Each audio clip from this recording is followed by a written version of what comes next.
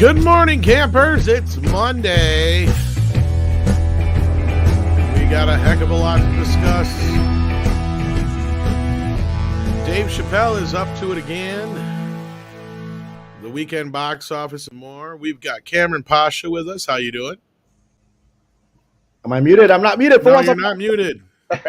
I'm doing great, and I'm excited for today's session. We got a wonderful team right here, and we got a very special guest coming that I'm really eager to meet for a long time. Yeah, you just slept here. You didn't leave. You were here Friday. You stayed in the cot in the back room, and then you just got up and you jumped right on. You know, when I get excited, I get excited. I guess so. We also have with us Script Doctor, and I got to say, happy Canadian Thanksgiving. Thank you so much. Yes, it's a pleasure to be here for this, and great to talk to Kamran again. And the special guest is also going to be a delight as well. Yes, she will be with us shortly. And that, of course, is Andre the Boss Man. How you doing? Yeah, I'm doing good. And to all of my fellow Nordic Canadian friends out there, hail Canada Day or Thanksgiving or blame Canada or whatever it is. But congratulations, and I hope you all have a good one. Well, it's interesting that our friends, Stone Park, whatever, from South Park, they had that whole Blame Canada song, and it seems a little prescient. I agree with it too. No, yeah. I said years ago we were kind of like ground zero for some of the woke agenda that we're seeing today, because I remember seeing complaints about this as early as 2010, at least more on the public side of things, at least in the entertainment industry, and it just kind of really escalated over the last 7 years. Yeah, it was a slow boiling frog, so to speak. Well, I mean, and I think we're all boiling now, so we're all gonna have to. And that'll be part of our conversation of how Hollywood is really reaching that boiling point. And there is actually now a real organized resistance to that. I think we're going to see the concept of organized resistance worldwide, but Hollywood is getting there too. Oh, absolutely. There's a lot of resistance all around the world, heavily underreported. On Twitter and stuff like that is where you may see some of it. But we're not going to get too much into that. Today we'll be talking more about backlash, more so than resistance. More specifically, Dave Chappelle has opened his mouth again in yet another special. And this one, unlike the previous one, is more like sticks and stones, meaning goes a little bit against the agenda. And that means the backlash will be swift and severe, which kind of is exactly what happened. So we'll be talking about that, and we'll be discussing that with Chrisse Mayr, lovely comedian that will be joining us shortly. But until then, we are joined by several others in the audience. We are joined by Rob Altis. We are joined by Gran Wasu42, both of them members. We are joined by Fusion Space, who wonders backlash to what? I saw it. It's like, fine. Yeah, well, we'll get into exactly what the backlash is. Well, he kind of told you in the special what was going to happen. Yeah.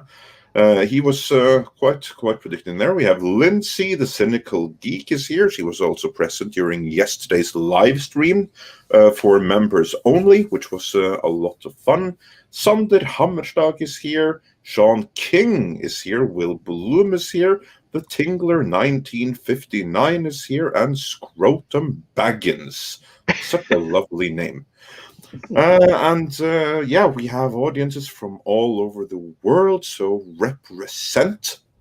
And also, if you could help us out, smash that like and help share this stream. Let the algorithm know that there's an audience for this, because it doesn't necessarily always help us on its own. Also expressing some support is the Deranged Lunatic, aka DL, who sent us a 99-cent super sticker. Thanks so much for that. And let's see what else I can bring up on screen here. We have Michael B, aka Shogun Gaming, who sent us a 14 Danish krona super sticker. Tusen takk, Mikael. And Jason Gallagher says, I'm only here for Chrissie, and that's fair, but Chrissie will be here shortly, so just be patient for a little while longer. I don't wake up at 9 a.m. unless I'm the star or somebody like really hot is the star, and so that's how it goes. It does help. Yeah. And Chrissie will be here very shortly. She is technically here, but yeah. She's here, but she'll be on screen very, very shortly. Till then, started us off saying for $4.99, hello, Chrissie, Tom, and Andre. Hello, everyone. And hello to you. And Culture Casino says for $5, hello, my friends and neighbors. Super pumped for Chrissie's unfettered take on all of this. Oh, and let's go, Brandon.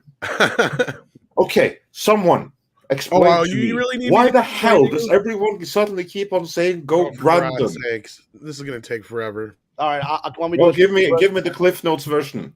Cliff Notes version. An athlete named Brandon was being interviewed after his big win on live television, and people in the stands while the reporter was interviewing this guy started chanting "F you Biden," which has become a nationwide chant at public. Right.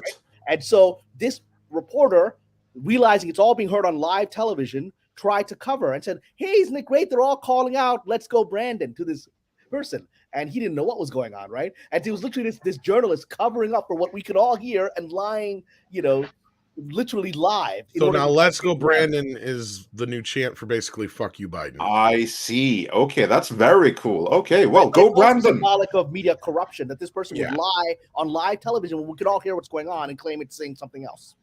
But with that, speaking of live things, there's one woman who knows how to handle a live room better than some. Let's introduce our guest for this morning, the one, the only, the gorgeous Chrisse Mayr. How you doing? Wow, what a segue. Thank you so much. I had to do my best. I didn't want to leave you waiting. Aw, thanks, guys. Thank you so much for having me. It gave me a reason to put pants on, even though no one can see them. So. Well, pants are entirely voluntarily in live streaming. That's the that is the beauty. Chrissie, how are you? How are things? Things are good. Yeah, I heard you guys talking about "Let's go, Brandon." It's been pretty amazing to see just how many people have jumped on this opportunity and are making like "Let's go, Brandon" merch. Like I've seen at least like 5 different, basically like conservative or right wing like influencer type. They're like, quick, buy my "Let's go, Brandon" shirt. So it's been fun to see.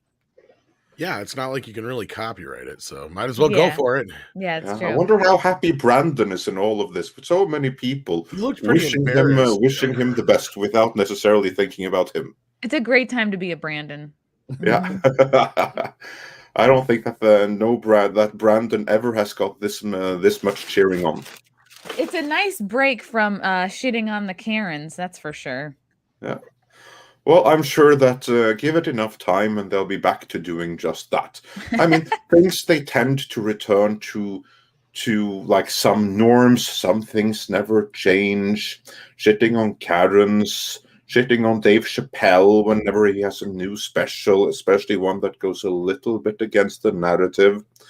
And The Closer did just that in some sense, because that is, in many ways, a follow-up to Sticks and Stones, and this is one that did not win him any favors, or very few favors, with large swaths of the what he calls alphabet community, which to me, at least in my tongue, is much easier to say than LGBTQ plus, whatever. Actually, it starts with a 2S now, I heard. Wow. Yeah, that's what I mean. They can't even make up their minds. I stop at T. I feel everything at T is this new generation I'm not interested in, right? So LGBTs, I stop there because I think everything's pretty much covered in that. Yeah. Hashtag alien, new shoes, Two-Spirit, whatever. Yeah. Well, that's the thing, is you're getting to a point is, where are you going to find your match? Right? Like you're so random on your sexuality anymore. Like you said, they got so many different letters attached to it. It's like you'll never find anybody who's got the same letters. It's just impossible. So I just don't know how they're ever going to have sex. Right, because the goal is not to like meet or join up with like the people at the real extremes. Like their goal is not coming together or like You know, because to have a relationship, you have to like compromise, and most of these bullies are not interested in compromise. They're interested in status and power, and that is like, if I could break down like this special, he's able to, as a millionaire or billionaire or whatever he is, he's very personally very high status, but he's able to acknowledge the high status of people in the LGBT community, because he acknowledges that in our society right now, your victim points, the higher your victim points are, the higher your status. And he actually says, like, kind of all in one, like he kind of combines at his very last line is like, to the LGBT people, like, I'm done making jokes about you, but stop punching down on my community. And then at first I'm like, oh, is he talking about the Black community? It's like, no, yes, he could be, but he's also talking about comics. Like, he acknowledges that the LGBT community has bullied or victim status. They're way above comics, possibly also, you know, Black people. It may even be bigger than that. I think he just means people in general that aren't trans, right? Like, or at least a part of this else movement. Yeah, exactly. Because I think that's kind of the whole point of what he's getting to. And I mean, feel free to disagree with me, anybody, please. But I believe the whole point of his whole thing is like, you have the power now, right? And he's saying this to that group because look at what they've done. They've been able to do. And, you know, and then he makes that big crescendo into, you know, talking about Daphne and stuff. And I think that's kind of the point he's trying to make is like, you have the power now. You're the ones who are punching down. Yeah. What's interesting about one of the things that maybe slipped by a lot of people, but it was one that hit me because I knew this backstory of it, was that comment he made sort of earlier in the special where he's sort of, you know, talking about how people say, you know, who are you, Dave Chappelle? He said, well, I'm the guy that walked away from $50 million. Yep. You know, and most people don't really know that story, but Dave Chappelle, after his very successful Chappelle show, was offered $50 million to create all these series of shows. And to everyone's shock, he actually said no to the deal and disappeared for several years, right? Now, that would be officially Hollywood said he had a breakdown because they couldn't understand that, right? But they tried to paint him in the worst light possible. Yeah, like, oh, he went crazy. Like, how he went crazy and fled to Africa. I remember that. Yeah, how dare you put anything above money?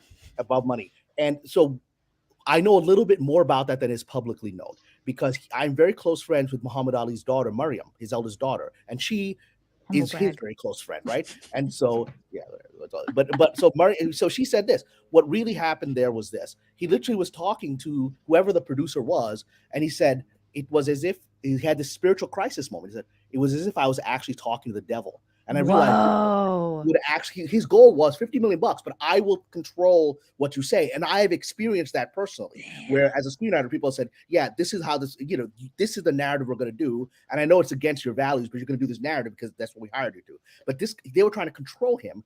And he realized that, you know, and one thing he doesn't talk about very much, it's very private about it, but he's actually Muslim. I'm Muslim, he's Muslim. That's why Muhammad Ali's daughter is part of his life, right?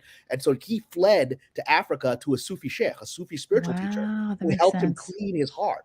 That stuff he doesn't talk about publicly. Why not, though? Well, I mean, he's mentioned in a couple of interviews, but he says, look, I'm not a very good Muslim, you know. I drink, I, you know, may or may not have cheated on my wife every now and then, right? I mean, so he's like, I don't want to bring attention to the religion because I'm not very good with it. But he was good enough with it that he walked away from money because it attacked his spiritual values. That's a deeper thing. When he said that in the special, I walked away for $50 million.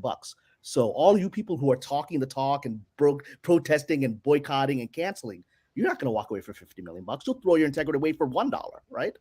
And he walked away from that. So that's the underlying thing of the special is integrity.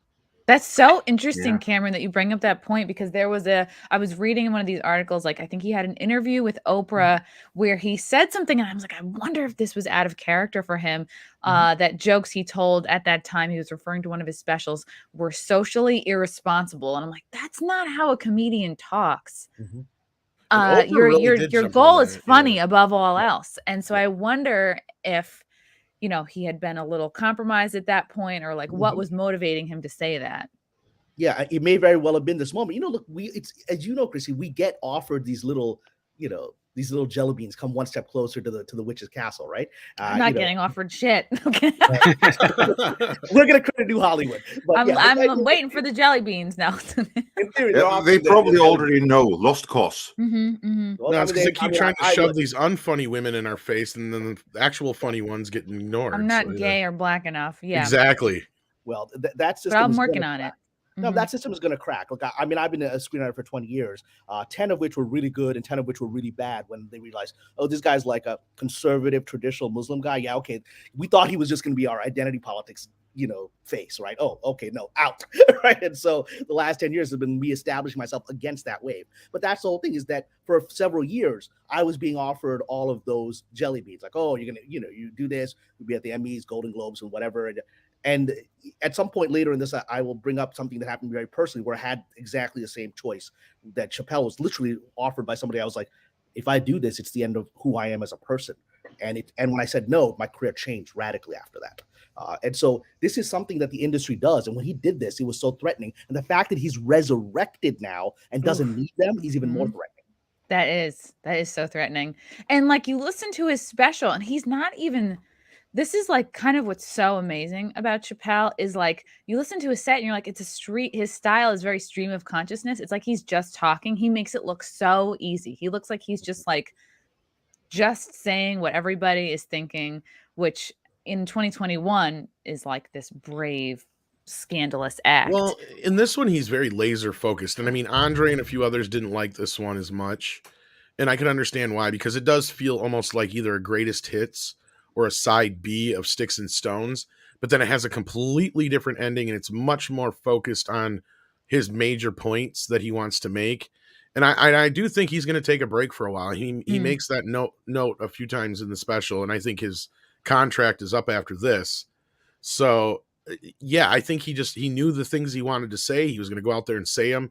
I get it. It's not as good as the last few, but I still feel like this one hit a little harder to me personally than Sticks and Stones, mainly because of that ending. But I don't know how the rest of you felt. But and he's not going to spend, like so many comics, like we get canceled, people come after us. You can spend half a day on Twitter responding to people or not. It depends whatever your like cancellation tactic style is.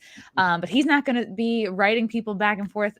This is kind of like his, yes, I can understand people like, oh, just focus on jokes. But this is sort of his opportunity to respond to all the shit he's got since the last special. And this is like his big reply. And so it's like he's got to address some things, but he's also got to make it funny. So I can understand the desire to be like, I have to address these things because they've been bothering me all this time.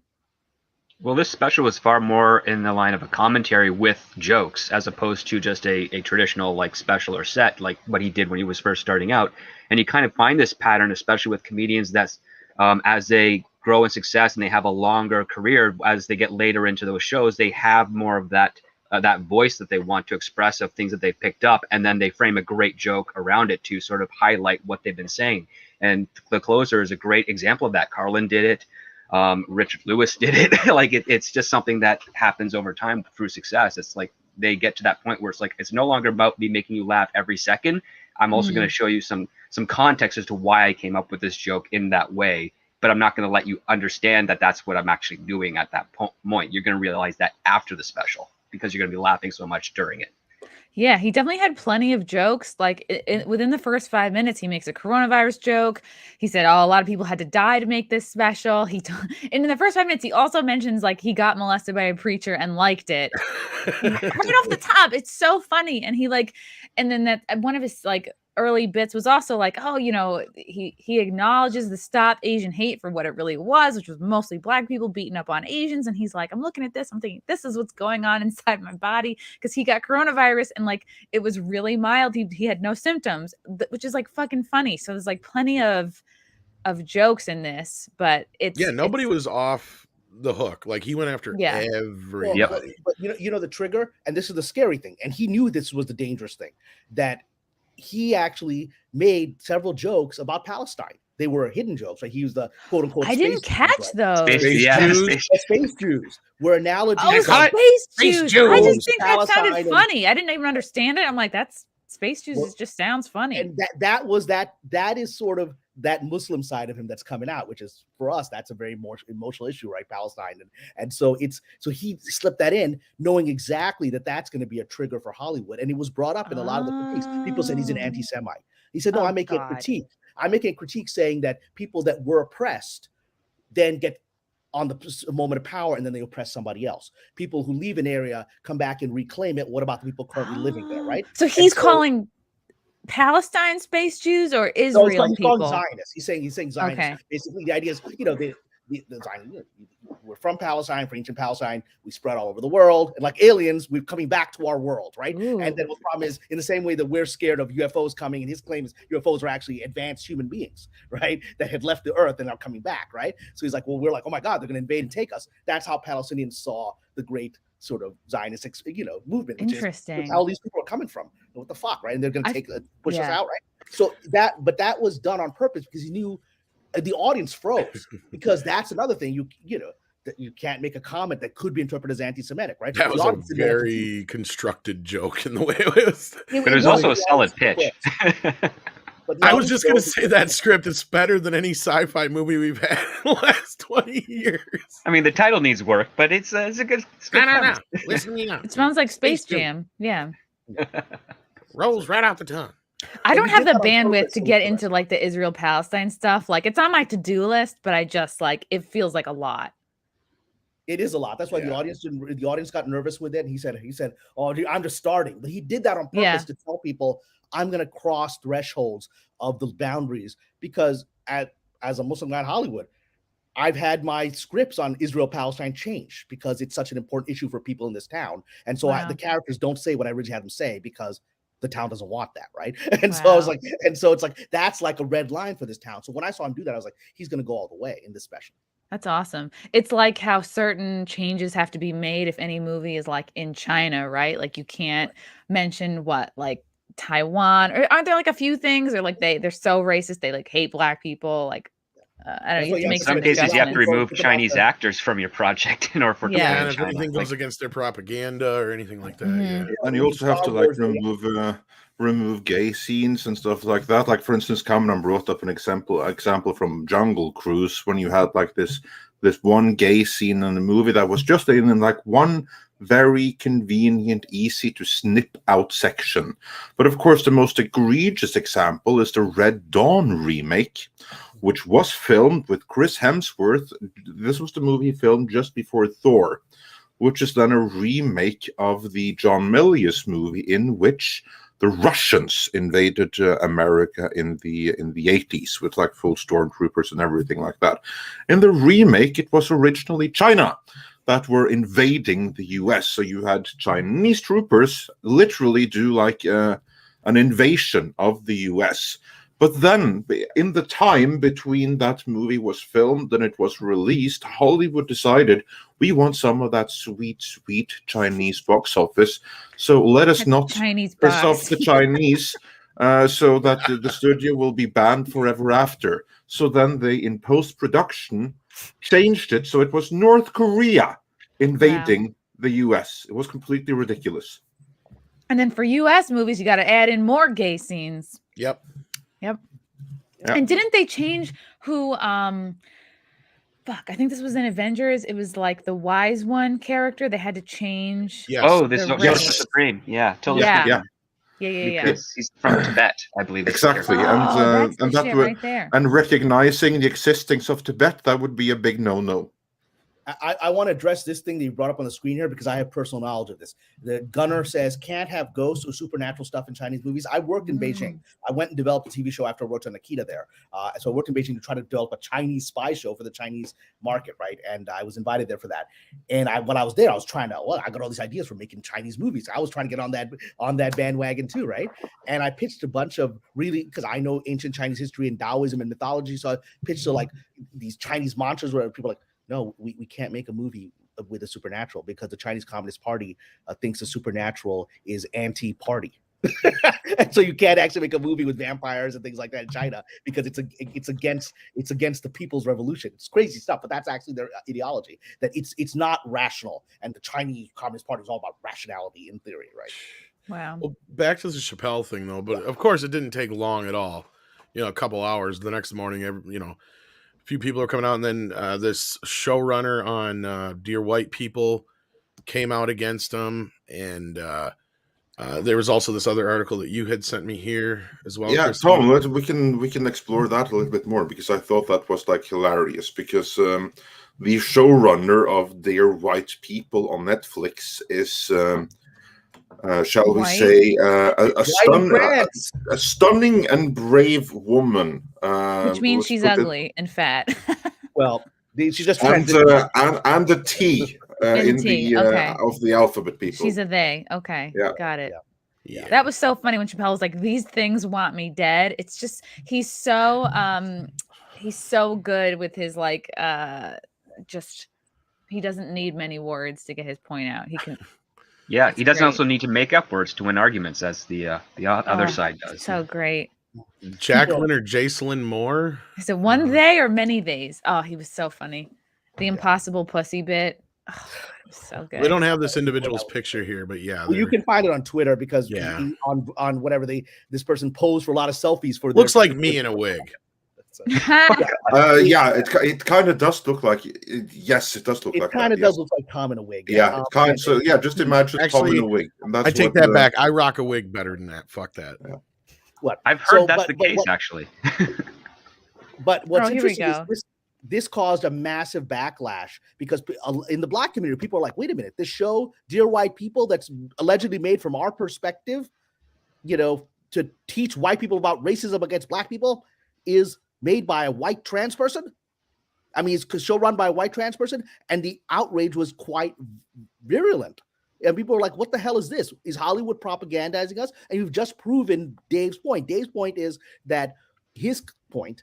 that white men in particular are now losing their privilege. So they're regaining their privilege by taking on the trans narrative or taking on the trans identity, so they can now shut down Black people and control their narrative. And this is Wow. literally what's happening on Dear White People. A white trans person controls a show about Black people. Yeah, that's pretty amazing. Yeah, here we go, ladies and gentlemen. The showrunner of Dear White People, meant to Thank you, Chrissy.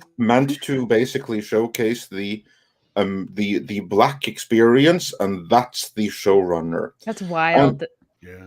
Yeah, I don't think she's committed I'm because- not surprised by the Backlash. Yeah, script. Sorry, carry on. I don't think she's committed to the transition, because if she were, she would fix those eyebrows right Get away. a nose job. That would be day one of being a trans. Let me get that. Well- Let me get that nose job. So many women in the comments, women were like, "Why is every one of your pictures a head tilt? Is that what you think we are?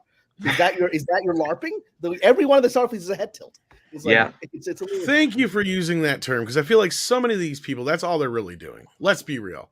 They don't Yeah. have any true gender dysphoria. If They're- you want to pass as a woman, you got to be a little bit more obsessed with your looks. Sorry, that's part of the deal. Well, the best part is most of them transition into a lesbian. Yeah. It's like, what the fuck? well, this person has said they were bisexual, and so they were a man of just, I think, only Exactly my until point, this earlier Cameron. part of this year. I will not comment on them particularly, but I will say what, as a screenwriter, all I hear complaining from fellow screenwriters is that they're not hiring white males anymore. White males, nobody Wow. wants white males. All my white male screenwriter friends are like, they're not hiring us. My agent says no one's looking for a white male. So this person's been a screenwriter for many years and suddenly goes from white male, which is not hireable, to white female, which is at the top of the pecking order, at least in screenwriting. Yeah, I'm only Wow. getting independent small gigs right now, and I mean, I'm grateful for them, but you're right. If you have a good pitch, they'll say, "Oh, that's a great pitch," but it's not the right fit for us right at this moment, and it's not the pitch that's right, not right. It's me that's not right, apparently. Wow. But they will never say it straight to my face. No, but they'll say it without saying it, and you may hear it like through back doors later on. Yeah, you hear Oh, from I'll your even- agent. Your agent yeah. will tell you what the real story is. Oh, I've heard it from producers like, "I really want to hire you on this, but I will get lambasted if I do." And it's like, Yeah. seriously, it's Wow. like, yeah, we just gotta wait now. It sucks. Yeah, I hear that from and- my actor friends too. Same thing. Yeah. Like, And just to highlight Chappelle's point there. So here's the thing that he mentioned with the TERFs. Now, this is something that I've heard before, actually. The TERFs are then the trans exclusionary radical feminists. I was about to say something lesbians, but feminists. But anyway, and their whole issue, why they are specifically against trans, is that according to the TERFs, the trans exclusionary radical feminists, they do not see the trans cause as women rights. On the contrary, they see it as a men's rights issue, that it's like men's rights that's suddenly advancing in on their turf. No pun intended. Pun intended. Turf war, yes. It's a real turf war. Well, Thank that's, you, Pencil that's Chambers. Rowling's perspective, right? And he referenced J.K. Rowling as, you know, you people are coming after her, you know, and, you know, when she is this sort of passionate feminist and actually made Dumbledore gay, right, in her books, right? So she's not against the LGBT community. She was, because especially in Britain, there's a, let's just say, the trans narrative is very advanced in Britain. There's a lot of rules there about sharing bathrooms and things like that. And she was, and a lot of women in Britain were becoming increasingly uncomfortable with what the narrative meant for their lives, right? And she spoke out, and Chappelle's like, she's canceled. This woman has sold almost as many books as the Bible. Yep. Well, not only that, I love how he didn't say it straight up, but he kind of gave that push, I feel like, to women to say, yeah, go ahead. Now's your chance to say something, right? Like, get out there and say something, because he's right. It does take, you can say all day long that you can LARP as a woman all you want, but we all have to have, you know, a mother, right? We all have a father. That doesn't matter how you want to sit here and talk about it all day long. He made that point pretty clear. I'm not going to say it exactly how he said it, but because even people are taking issue with that, if you can believe it or not. Like, because yeah, right we away, all came out of a woman's legs or something. yeah, like and that. he was like, well, what about C-sections and shit? Everybody was freaking the Oh, fuck. I was like, boy. no, dude, he's making a simple point though, right? It's like, it doesn't matter how you cut it. You can pretend all goddamn day long. You still need, until we can have babies on our own, you still need 2 active partners to have one, and one specifically to actually birth it. So, like, you can pretend all you want. Science doesn't give a shit about your feelings, to quote somebody else. And that's the thing, is all about perspective. Like, if you really wanted to like blog or write an article about how woke or how smart Dave Chappelle's special was, you could say, because he acknowledges intersectional feminism, he says that, like, yeah, well, a lot of these feminists, like, they don't acknowledge the race part of it. That's like women's studies 101. He talks about, you know, some real big truths about slavery, and it's like, if you wanted to write a favorable article, you could. There's plenty in this special that you can applaud him for, but haters are gonna hate. Look at the title of this thing that Tom is on screen here. Dear White People Shorter, Jacqueline Moore, on why she's boycotting Netflix over transphobic Dave Chappelle special. And that goes actually exactly back to what he said. People pointing out, wait a minute, what are you boycotting Netflix? Her show had just been canceled. They've already boycotted you. Like, White People isn't coming back. So what, are you going to cancel? That's the only way that they feel walked away from $50 million. He walked away from $50 million when his integrity is in question. What does this boycott mean? You're not going to bring a project to them 2 years from now? You're going to cancel your $10 subscription? She's boycotting her own dick. You know what I mean? Like, it's exactly. This is a PR move. All this is, a person just had their show canceled, and now they're suddenly the center of a massive. I never heard of this. I never heard of Jacqueline. I never heard of them as a screenwriter. Who is this person? Cameron, you should know what this is. This is basically your resume, right? You just said it yourself. They feel comfortable enough not to speak out against Netflix because they no longer have a job there. Wow. So they know damn well, as long as they do this, somebody will pick up on that and go, oh, you're so brave and stunning. Here, let me give you a job. It's exactly this. Anybody who's doing really well is not going to take this moment to comment on Chappelle. And I notice it every time there's like a comedian who is in the limelight for getting canceled, whether they're big like him or not as big, you know, they're smaller. If it's a smaller comic, then like only comics kind of know about it because it doesn't hit, you know, Twitter trends. But always, you know, lower level comics will use it's this book, So You've Been Publicly Shamed, which I always reference, by John Ronson. And a friend gave it to me when I was like during one of my cancellations or whatever, and you realize, oh, it's not about me. It's not about the person who's getting canceled. It's about the people around him that look at that and go, oh, how can I step on his head to elevate myself? Because we're all looking at Chappelle right now. How can I step on his head and be like, make it about me and try to get something out of this? Yeah, I would not be surprised if she's pitching a show called Dear Cis People. Oh my God. And just to do as a follow-up on it. I'm serious. Like, it's not just a joke. I mean, this actually happens. You get stuff. Like, I remember when How I Met Your Mother was coming to an end, and then everybody was pitching in How I Met Your Father or How I Met Your Dad. And finally, after like 8 years, they're now trying to do it. So, like, this is, you know, the behavior of a lot of people who are just desperate to get that work in Hollywood, but not actually bring anything new that's going to energize the industry. Yeah, Hollywood's go to Hollywood. It's like the behavior has always been the same. It's just the framing has changed. The game has changed. mean, look, this is on the ugliest level of this town, Chris. You know, this town was founded on two horrific things back in the silent films. It was founded on sexual harassment and prostitution. It was founded on those two things, right? And you know, actors put in these horrific situations, and some are like, I'm actually going to put myself into that situation. And so that has been this ugliness of this town, right? Which is letting go of your moral character in order to just advance yourself. Yep. Yeah, I mean, and that's what I see here. Is I don't see this as an actual gripe, and you know, Dave said this was going to happen. You know, and again, this individual, they come right out and of course say, oh, he's brilliant, he's a goofy comedian, just like all these individuals do. But just like he said in his special, they never actually watch his special, because as soon as they say that shit, then they go right into the same 4 or 5 talking points that were in that original article that set this whole thing off to begin with, and we're back to square one again. And that's what he's saying. Like he's like, I've tried moving on from this thing, it sounds like, and you guys are the ones who keep dragging me back into it. And now you got Daphne involved, and then that thing blew right up, you know. And I don't know if we want to jump to that aspect of it, or if there's another thing that people wanted to discuss, but yeah. It was very cool that Dave, you know, gave props to Daphne. And I love when he was like, if you ever want to know anything about anything gay, just call Anderson Cooper. And he's like, that N-word is faster than Google. And I love that he you know, he's still a comic at the end of the day, because he's like, she was in my tribe. She was a comedian.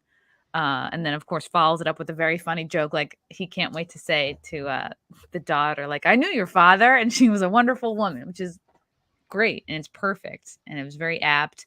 But I love that he recognizes the tribe of comedians, which is actually like the least racist, most accepting. Like, anyone can join this crazy clown party. You just have to be, talent will be the thing that elevates you, unless, you know, of course, you rely on. Not only that, I think you got to have being some a victim as a comedian too, right? What did you say? You said, and not only that, you got to have some thick skin as a comedian too, right? I mean, you can't just, yeah, you know, because not just point. being hecklers on stage, but just dealing with each other, I'm sure is.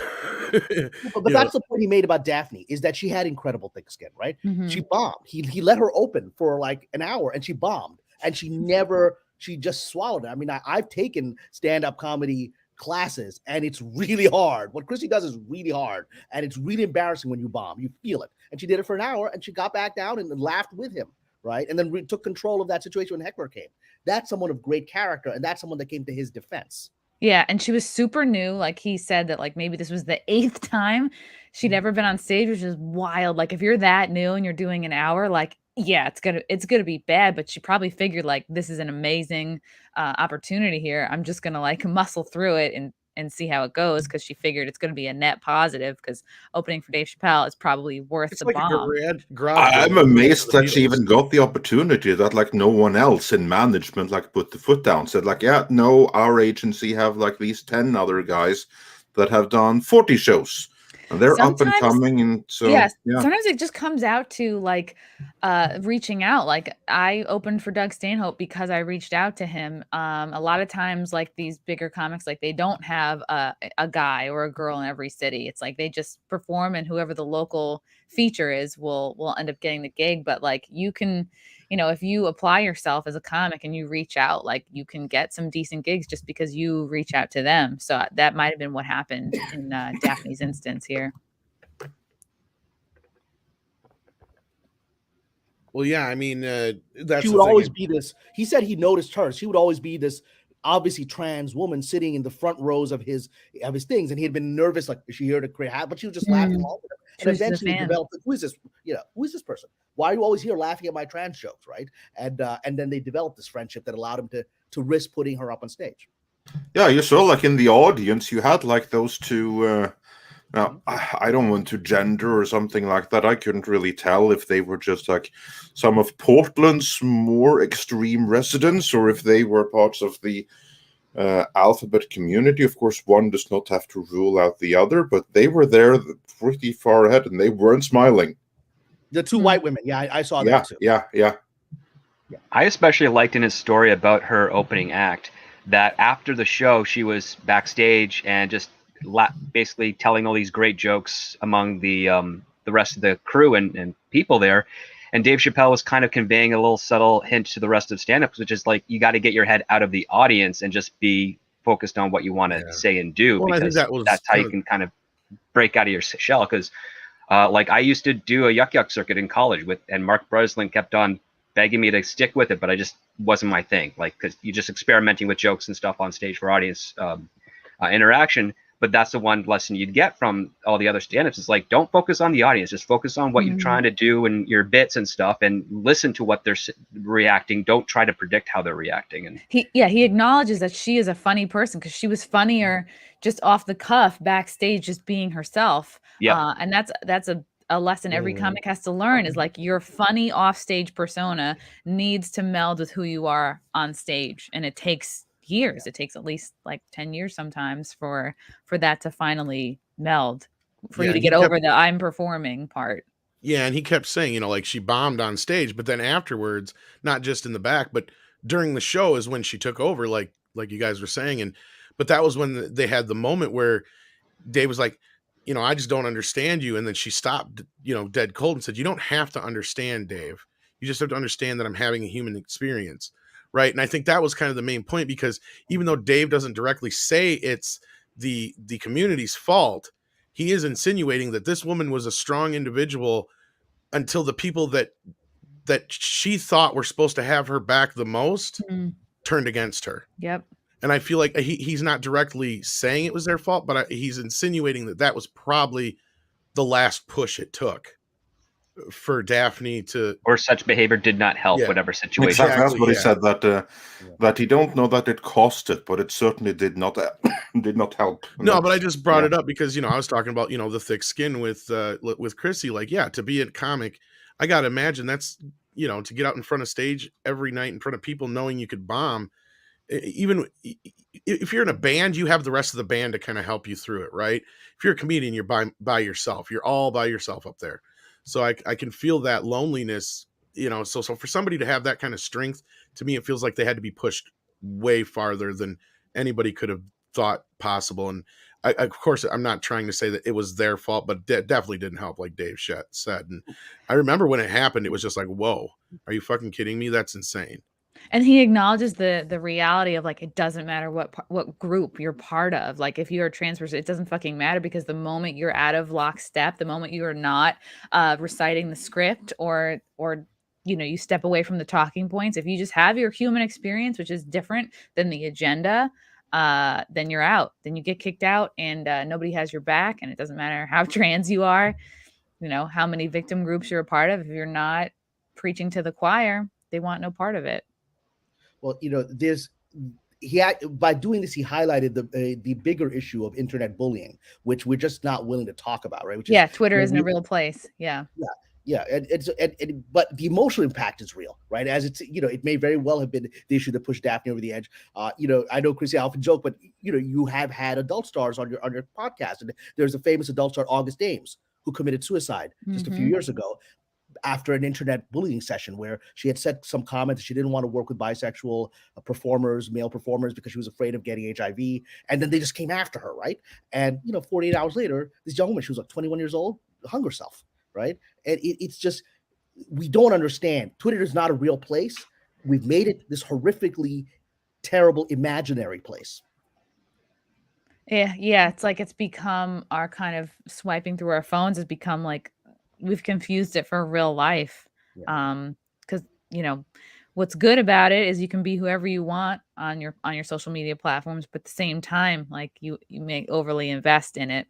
And that point that August Ames had about not wanting to do scenes with bisexual men, it was like a very real point. I talked about this on an episode of my podcast with Eva Lovia. She also goes by the name like Candace Horbox. She's got a wonderful podcast. She said that there is like this loophole in porn where I think if you do scenes, if you're a man who does scenes with men, like, you don't actually have to like tell anybody you're HIV positive, which is fucking wild. But like, August Ames had like a very real concern.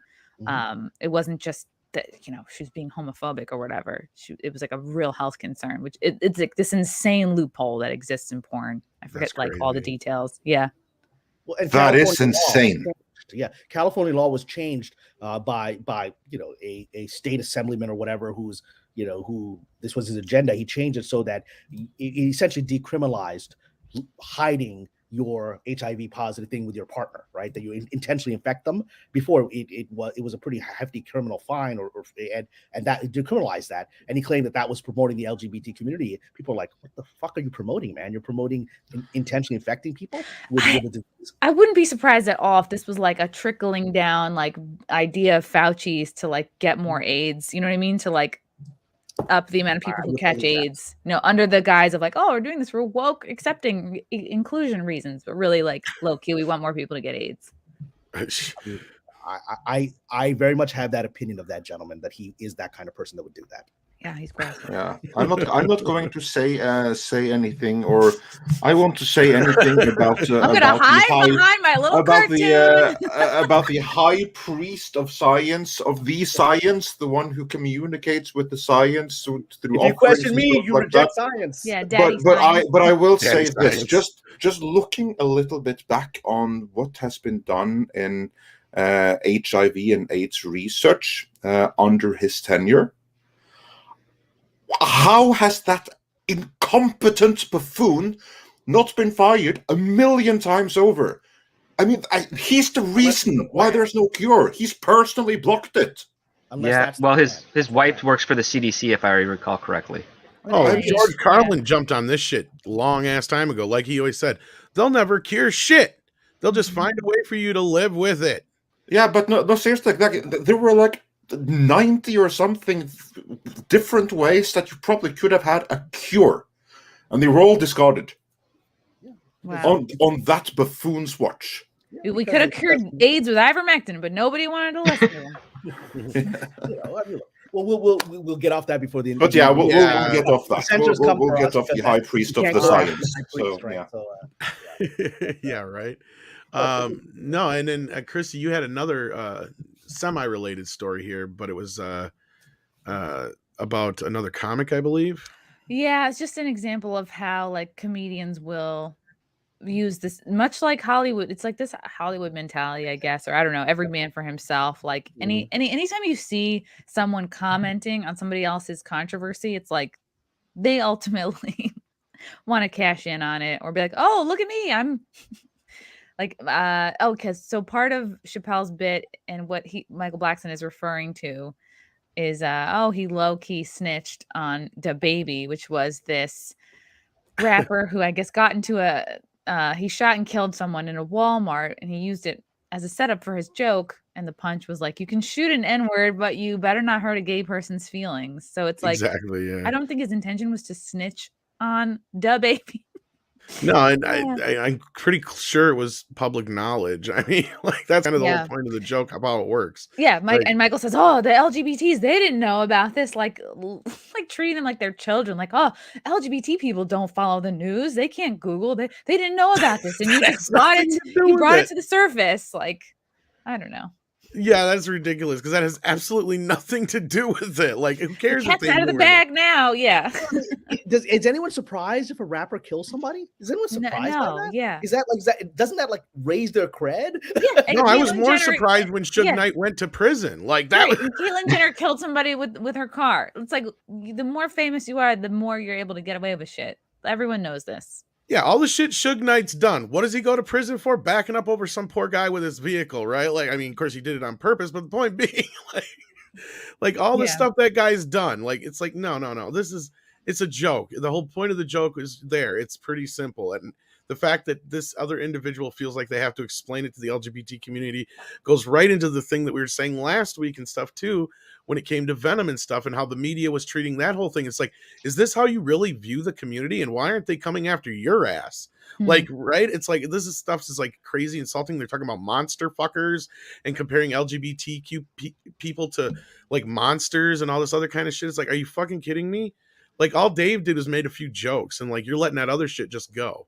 Right. It just it boggles my mind, but I suppose I better shut up before I say so much. And Chappelle also like gives so much respect to gays. And he and I agree with him because he's like, I have so much respect. He calls them Stonewall gays, which is like, I used to host a show at the Stonewall for 6 years. And that's like an epic like landmark. It's a New York landmark. It's a national landmark. And I would always meet these like amazing people who've like really suffered, like lost so many of their friends through the AIDS crisis. They're like hardened they're like tough as nails gays. Like I know these people that he's talking about, and he's like, you know, he's like Right. slaves. He's talking about how slaves would have been freed 100 years sooner if they had baby oil and booty shorts. And he's like, you know, talking about like the power of like, you know, like the gay sort of culture or whatever. He's talking about like, oh, these old school glory hole gays. And he talks about how like putting your dick in a glory hole is like a risk for both sides. He's like, there's a lot of trust involved. But he gives so many props to like these you know, older generation gay people who actually fought, who actually like didn't have rights and fought. They lived in a horrible world where they just Yeah. couldn't be themselves. We're living in a Right. world where the Supreme Court has said gay marriage is Yeah. constitutional, The right? struggle's That's over, not a world guys. they could have Like, imagined during the everyone Stonewall made it. Riots. Mm-hmm. Right, and I get what you're saying there totally, like Chrissie, because like I have a lot of friends that are, you know, LGBTQ. Most of them are older, right? And they specifically talk out about a lot of this stuff, and you're right, like they went through life dealing with shit on a daily basis that none of us could imagine, you know, if we're straight. Like, and you're right, Cameron. Like they were not allowed to even be themselves for so long, and that's where, you know, I brought this point up a few times, and that's where they don't understand why it's like all these years, all we fought to be is just seen as people, as a person, not a gay person, not a lesbian, not a this, not a that. And now all of a sudden, all they care about is their fucking labels, right? He's like, and I don't understand it either. And it's gotten to a point with Dave, like he can't even make a fucking joke about anything. And he's the last real comedian, if you ask me, right? And you know, as far as like the last of that last generation where they were just able to say whatever the fuck they wanted and didn't have to worry about it, and making jokes brought people together. And now it's like, I don't even understand how you can do it now, Chrissie. Like, I really don't. Like, how do you go out there every night and not feel like, oh, tonight's the night I'm going to get canceled? Well, that's the thing is like I think the more you whatever get canceled, and I think the more shit you go through, the stronger you become and the thicker your skin gets. Cause like once I figured like, oh, it's like it has nothing to do with what's right and what's wrong. Cause I had like another female comic coming after me because I did an impression of her. And you're like, oh, okay, this is not about like, oh, she's just doing this to like step on my head, like I said before, and get attention and get clout for it. So it's like, okay, this is not about morality here. And once I learned you can never apologize because they're bloodthirsty. So it's like they're not going to stop if you're like, I'm sorry. An I was wrong. apology is an admission of guilt. Yeah, And they want you dead. Yeah, Like- exactly. Because like before you were accused and they knew you did it. Afterwards, if you apologized, not only did they know you did it, now you admitted to it. So that's Right. permission to come at you twice as hard. Yeah, it's That's the what Michael happens if you Malice. apologize. My favorite Michael Malice quote is like, they want you dead, but they'll settle for your submission. And it's like, it's a power trip, right? It's like, if you never work again, oh, great, let's move on to the next one. But if you don't give them that, like, they'll just move on to a weaker target. So once I learned that, like, to answer your question, it's like, it just, you kind of do it. Not like I'm anybody big yet, but it's like you do it for the person behind you. If somebody sees you being brave, it's like you might be inspiring people you never hear from or never talk to. Right. And Chappelle, he was this way before he was a household name. He was this way when he was 21 years old. There's clips of him I saw on Twitter today, like 1994. Still, like, you don't get to become whatever, a 50-plus-year-old comic who says whatever the fuck you can start today saying whatever the fuck you want. Doesn't matter how many millions you have. Of course, we all see Chappelle because he's huge. But don't, and he's using his platform and his reach in a really productive way. He's like speaking real truths. And like you guys mentioned before, he was willing to give up millions of dollars just to get his head together and realize, you know, he didn't want to be controlled. And that makes sense that that's what that absence was about. Because so many like comics in Hollywood, right? A lot of us like go hand in hand. Like you're in this because you want to get into movies or SNL or get the Netflix deal. It's like a lot of actors get into comedy and like kind of vice versa. So so you just have to decide like the better way to go about it is to not give a fuck. And even if you don't feel that way, it's fake it till you make it, you know, and it kind of filters out people who are in comedy for like the right reasons, like speaking the truth and and saying what's real and comedy and saying what's funny, that needs to come before everything else. And if you as a performer are finding like, well, I have to be politically correct, or like, well, we have to be sensitive to this group, it's like, well, then comedy is like not for you. You might still call yourself a comedian, but maybe you're more of an activist, or maybe you need to go give speeches somewhere. So people kind of get filtered out, and the audience can tell too. Even somebody scrolling through Twitter can be like, oh, okay, this person is like. Well, I gotta imagine it's almost like asking a guitar player during a session, be like, oh, this time don't play that part. Because I mean, when you put a set together, I imagine it's almost like a song or a group of songs. Like you have a rhythm to it, right? You know where you're going with it, and if you have to disrupt that and stop and think for a moment, oh shit, and you know, because I mean, we do this every day. We talk, and when I have to stop and think about what I'm fucking saying, that's when I start sounding like Porky Goddamn Pig, right? And it's frustrating. And I can imagine when you're actually trying to be funny and you have points to be made and points to hit because you've, you know, written out this set, that if somebody's saying, oh, don't do that joke tonight, that's got to throw you completely off of your rhythm. Yeah, listening to this special was very inspiring to me as a comic, because it gets listening to like good comedy, it gets the gears turning, and like, oh yeah, I can just talk about what I feel about how things were and how things are now. And it's funny how many people will come after Chappelle and try to cancel him, but it's like, really, you're not gonna try to cancel the people that laughed at those jokes. Like a laugh is by definition an acknowledgement of truth. It's a recognition of a shared reality. So why are we not finding out every, you know, name and address of everybody who's in that audience for every special he's ever done and cancel those people? Because they want to get there. They want to Yeah. get there. They want to get to that place, right? But you know, hopefully that will be impossible. right, because if nobody laughs, how Careful what dumb you is ask it for. laugh? Like, don't give them ideas. Well, I actually make that point. Like I'll turn around and say, you know, first things first, they make a label on something, right? They say this thing was made in a time that was not politically correct, blah, blah, blah, blah, blah, blah.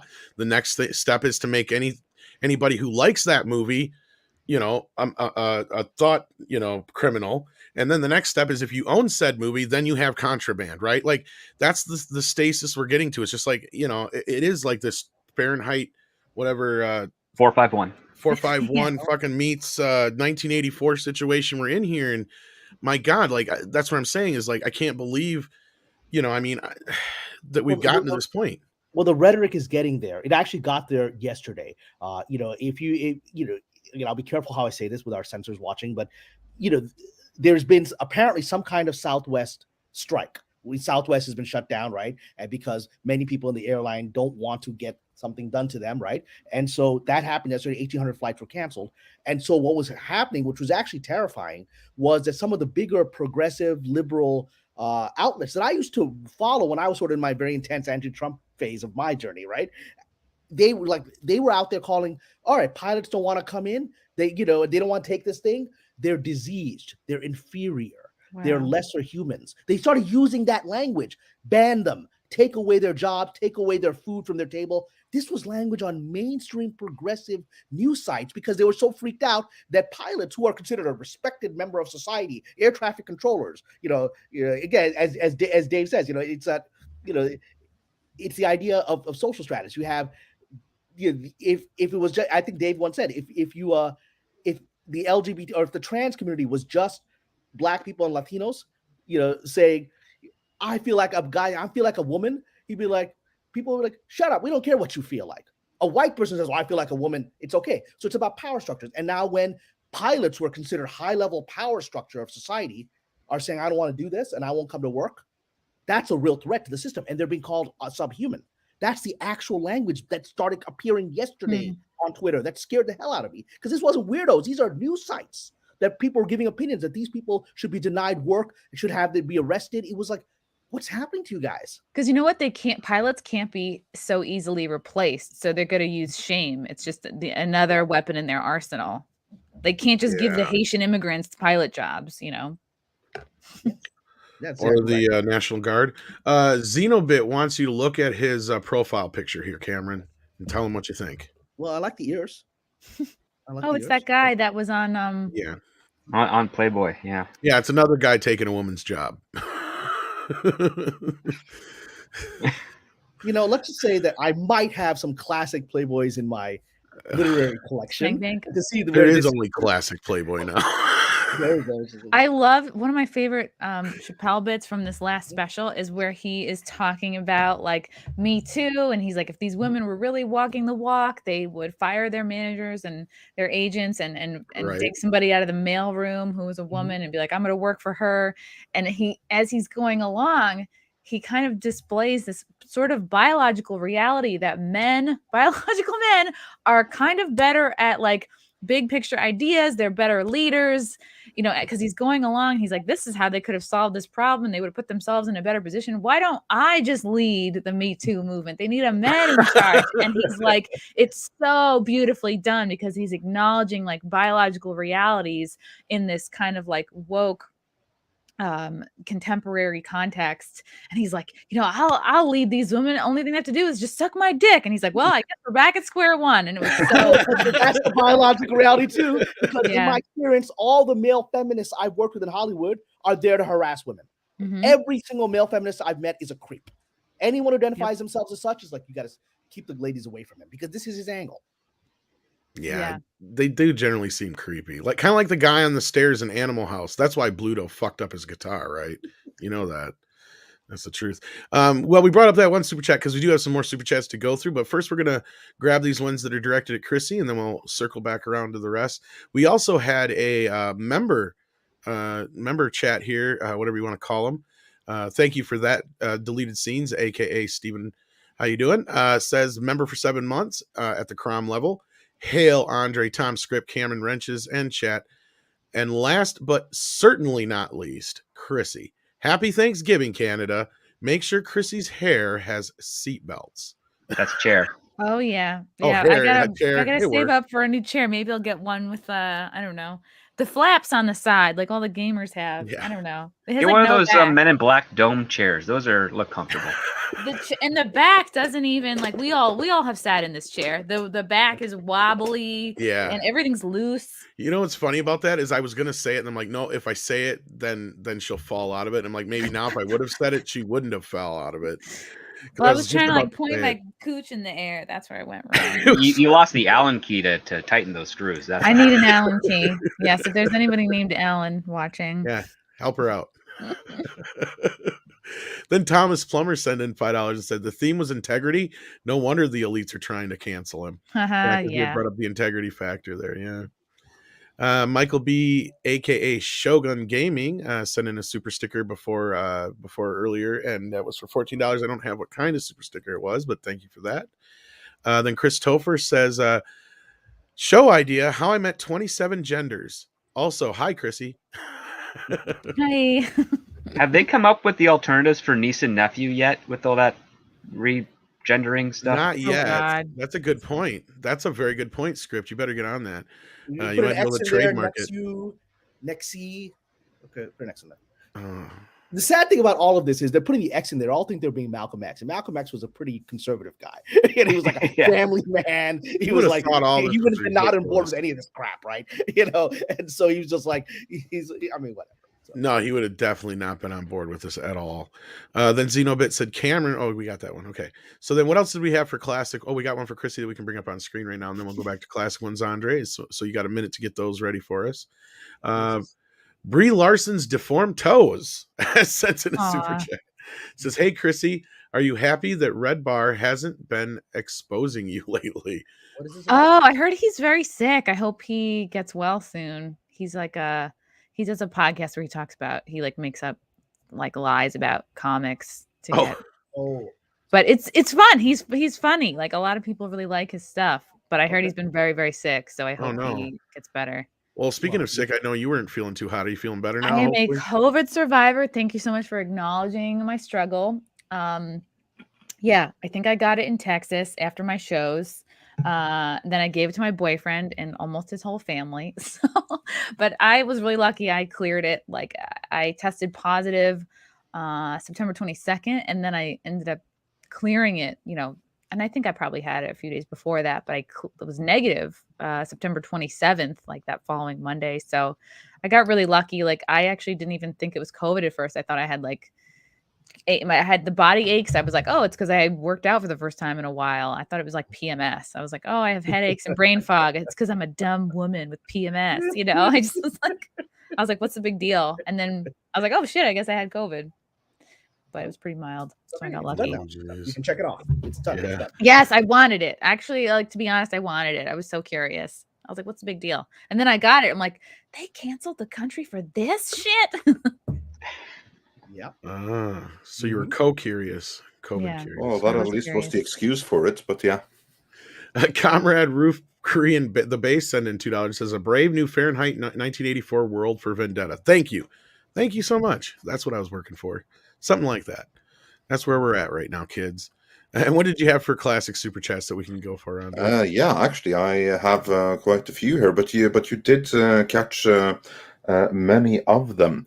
Diego Flores, did we get that one? Nope, I don't think so. He said, would be interesting how the special would have gone if Dave had seen the whole yellow sticker thing in Germany. Cough. Yeah. Cough. And Disney's new sticker program as well for employees. Well, I mean, Oh, I'm sure yeah. even Dave Look has from to be history. careful on some things he says. I mean, I'm sure he's willing to push certain buttons, but I mean, at some point he's got to be kind of careful too. I'm sure. Oh no, he's got an hour though. He I think that was a perfectly structured set, and he knew exactly what he wanted. He didn't want to go on to Exactly. It was targeted. He knew what he was focusing on and what he was not focusing on. And this one was very targeted, and there's a million other things he could have talked about. And this was one of that million other things he could have talked about, but he didn't. I think he will eventually start talking about the realities that we're facing, the kinds of limitations, because the Black community, this is a big issue for them, right? New York City, 72% of Black people can't go inside a restaurant, right?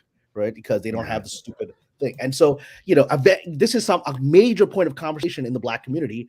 And I think he needed to close, literally the close. You had to close this thing out. And I do expect that he's going to, he mentioned that he got the thing, right? He made fun of that, but it's a big issue in the community, and he's going to address it. That's who he is eventually.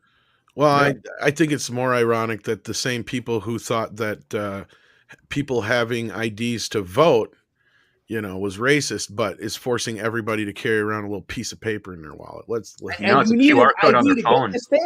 You need an ID to get this thing. So and they're all like, well, it's really all these poor Black people don't know about it. So it's like, but now you said Black people don't need an ID because they're not smart enough to have an ID. Yeah. Right? But they need an ID to get this thing that you want them to get. So how does that work? They don't even know how to use computers, according to Uncle Joe, so whatever. Mr. Tickle Trunk says, here's $5 for Chrissie's new chair. Oh, wow. Keep your pussy cannon safe and off the floor for a while trying to fire that thing.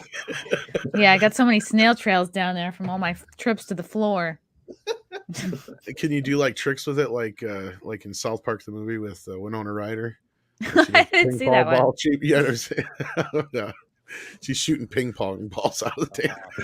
Yeah, and even though I liked even Chappelle made a joke, like he obviously comes from, or the joke came from the perspective of somebody who's like afraid of droplets, which I can't understand, but it still was a funny joke, and I still laughed at it. Like, oh, this woman came up to his table without a mask on, and she kept saying H words, and he was like, oh, these droplets, and it's like, it's funny how he's this like big, strong, like successful guy, and he still has this point of view of like, I'm afraid of droplets. Like, what? But it was still like really funny. It's like, okay, even though I don't agree with this viewpoint, still really well done. He's a master.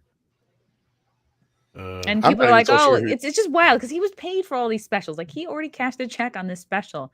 All this press is a net positive for him. Like, he doesn't care. But what's interesting is this. Notice Netflix hasn't said anything.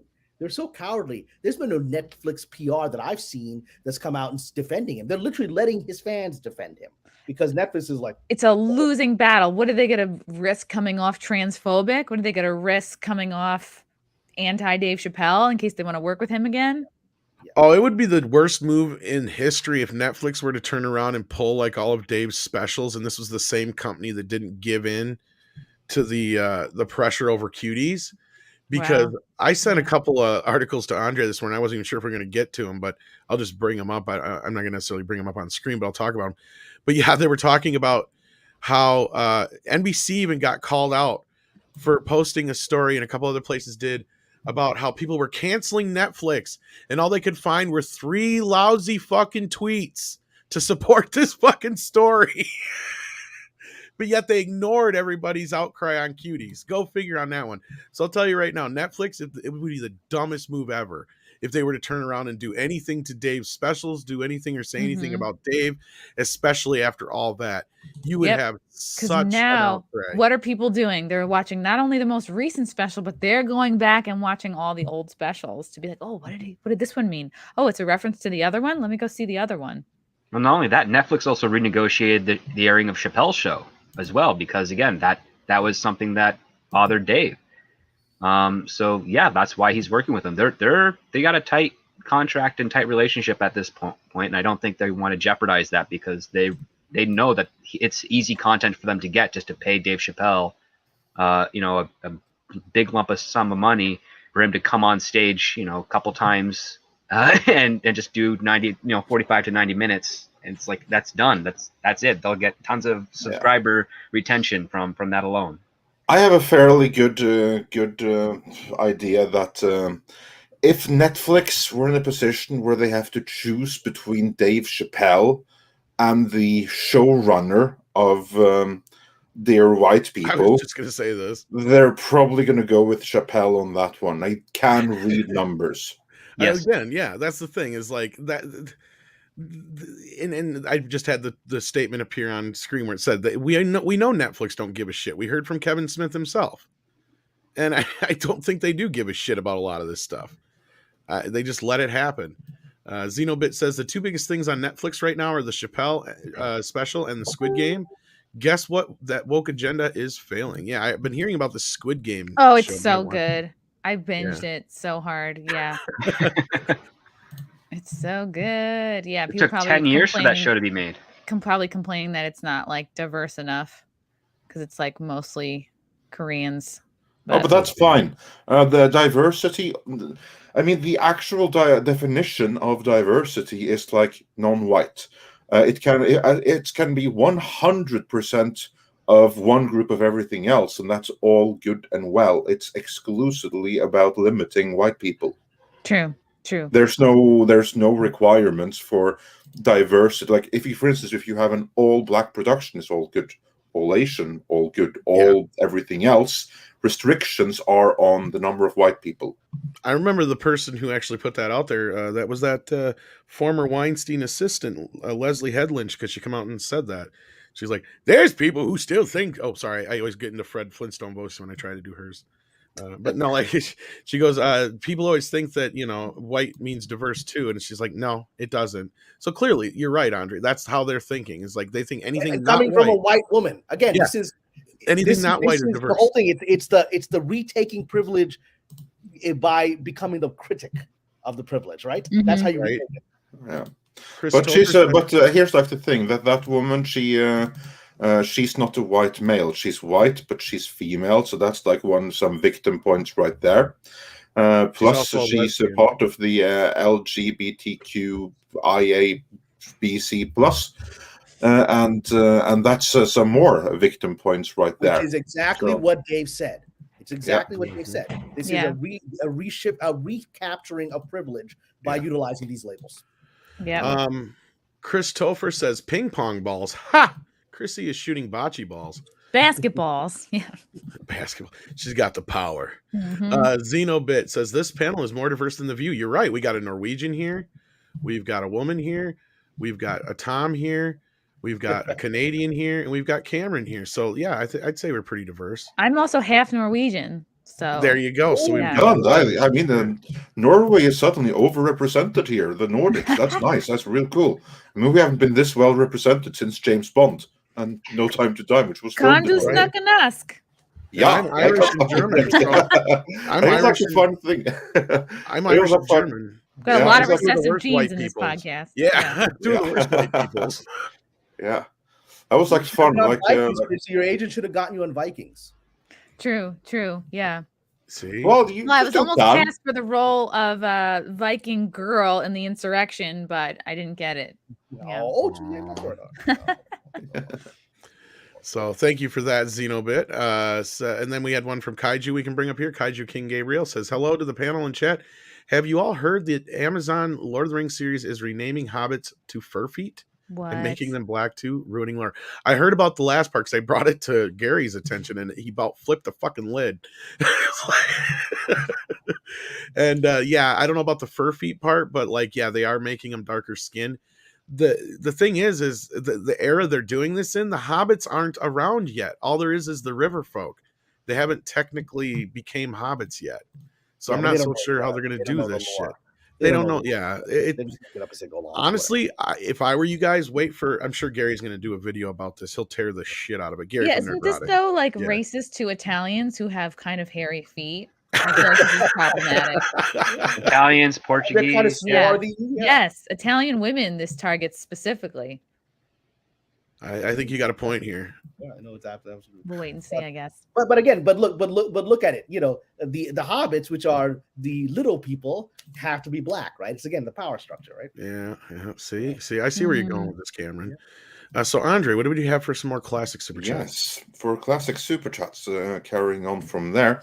The Waltman 4 said for $4.99, I saw No Time to Die. I live in Marin County, California area, and they did have the I'm sorry scene, and how he died was anticlimactic. And spoilers, I guess. Sorry. Yeah. So, yeah, wow, I guess way to ruin spoiler alert is supposed to come after. No, but like my boyfriend's mom. You knew, everyone knew. What was that? Is your boyfriend a big Bond fan? No, not really. Well, like, if he was before, he won't be afterwards. It's a bad movie. We'll talk about that. Actually, why don't I just bring this up now since we're bringing it up? Because the real Bond is like this black chick. Yeah, Bill Maher also got tried to get canceled again this weekend. I don't know why he keeps making it to where I got to defend his ass, but he still, I despise this guy, but I don't like him either, but he still says shit that makes sense. Well, now they're going. I think he pays somebody to put these out because how else are you ever going to mention Bill Maher? I don't know, but they do. Well, he just happens to say some poignant shit lately. Like he's been actually making his way through our circles. But definitely he's friends with like a blue-haired blogger that he's like slipping bills to. Like, you know what? Getting like 2 of his writing staff for that. Yeah, I know you're going to talk about Chappelle this week. Could you just talk about me? Thanks. Could be. Well, yeah, because right after the whole Chappelle business, he gets attacked for making transphobic. Yet another transphobic. Jumped on board. Yeah. But now listen here. This is what he said. This is what I think is hilarious. His actual joke was, I'm not going to play the thing because HBO is assholes and they'll nail us. It goes, there's a new James Bond movie out finally. Even that's controversial, because he has to step it up with the times, and they have stepped up with the times now with James Bond.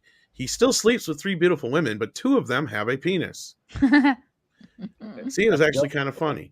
But no, of course they jumped. I don't even understand how that's transphobe. I don't understand that. I don't get it.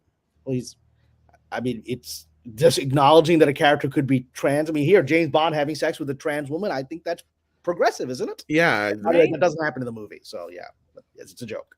Yeah. But the reason I brought this up is because of the whole No Time to Die thing, because I think word of mouth got around and it didn't help the box office this weekend, guys. What do you think? It managed to settle somewhere around $53 million, much, much, much lower than the anticipated box office for it. Oh, it's a total disaster. But I want to make a comment here about what Chrissie led us to, which is now the Bond is the black girl. But I knew she wouldn't be, right? Because if you actually watch the movie, they have this woman who's playing the new 007, who's this black woman, right?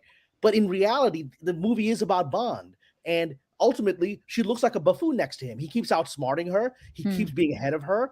And she eventually, spoiler alert, she gives him, as I expected she would, she lets him have his 007 moniker back.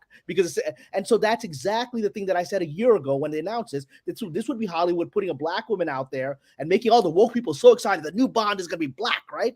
And then disrespecting her, not giving her a real character. And ultimately, she's a minor person in this movie. And and that's exactly the hidden racism of Hollywood. I think a lot of it. Do this, go all the way and do it. But no, you create this crappy character that dishonors the actress, and eventually Bond outsmarts her. So, well, I think it's funny too because I think a lot of it wound up on the cutting room floor. But as Stitch's Loft sends in $5 here to point out, the end credit says James Bond will return, not 007. Yeah, he will be back. They're just going to reboot it. Like they're already talking about who they're going to cast and stuff like that. But it just makes me afraid of what they're going to come up with next. It's probably worse. That's what I'd be afraid of. But no, I mean, is that what you guys think happened? Is that between the woke marketing and the word of mouth got around that people decided, nope, I'm not going to waste my time on this business. Because even the worst reviews I've seen, they all say the same thing. It sucks as a Bond movie. It's shit as a Bond movie.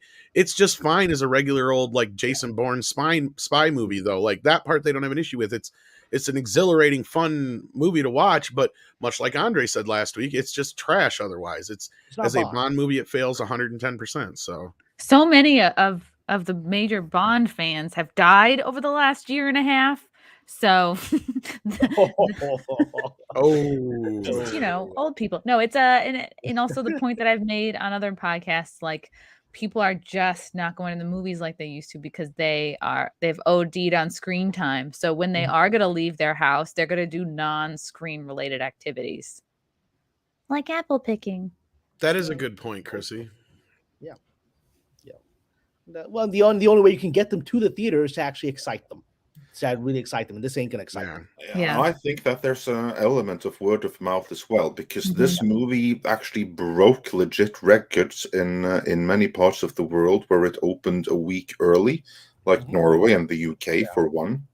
And I think that word of mouth spread in social media and stuff like that, and that word of mouth was great. I especially think that the ending, and I said also in my review of it last week that the movie is fine as a whole right up until like the final act. There it falls apart completely, not because like what happens isn't consistent with how it's been written up till that point, but because the writers put Bond in a situation he never ever should have been put in, with bullshit pseudoscience bullcrap explanations and everything that goes with it. So yeah, here's news alert.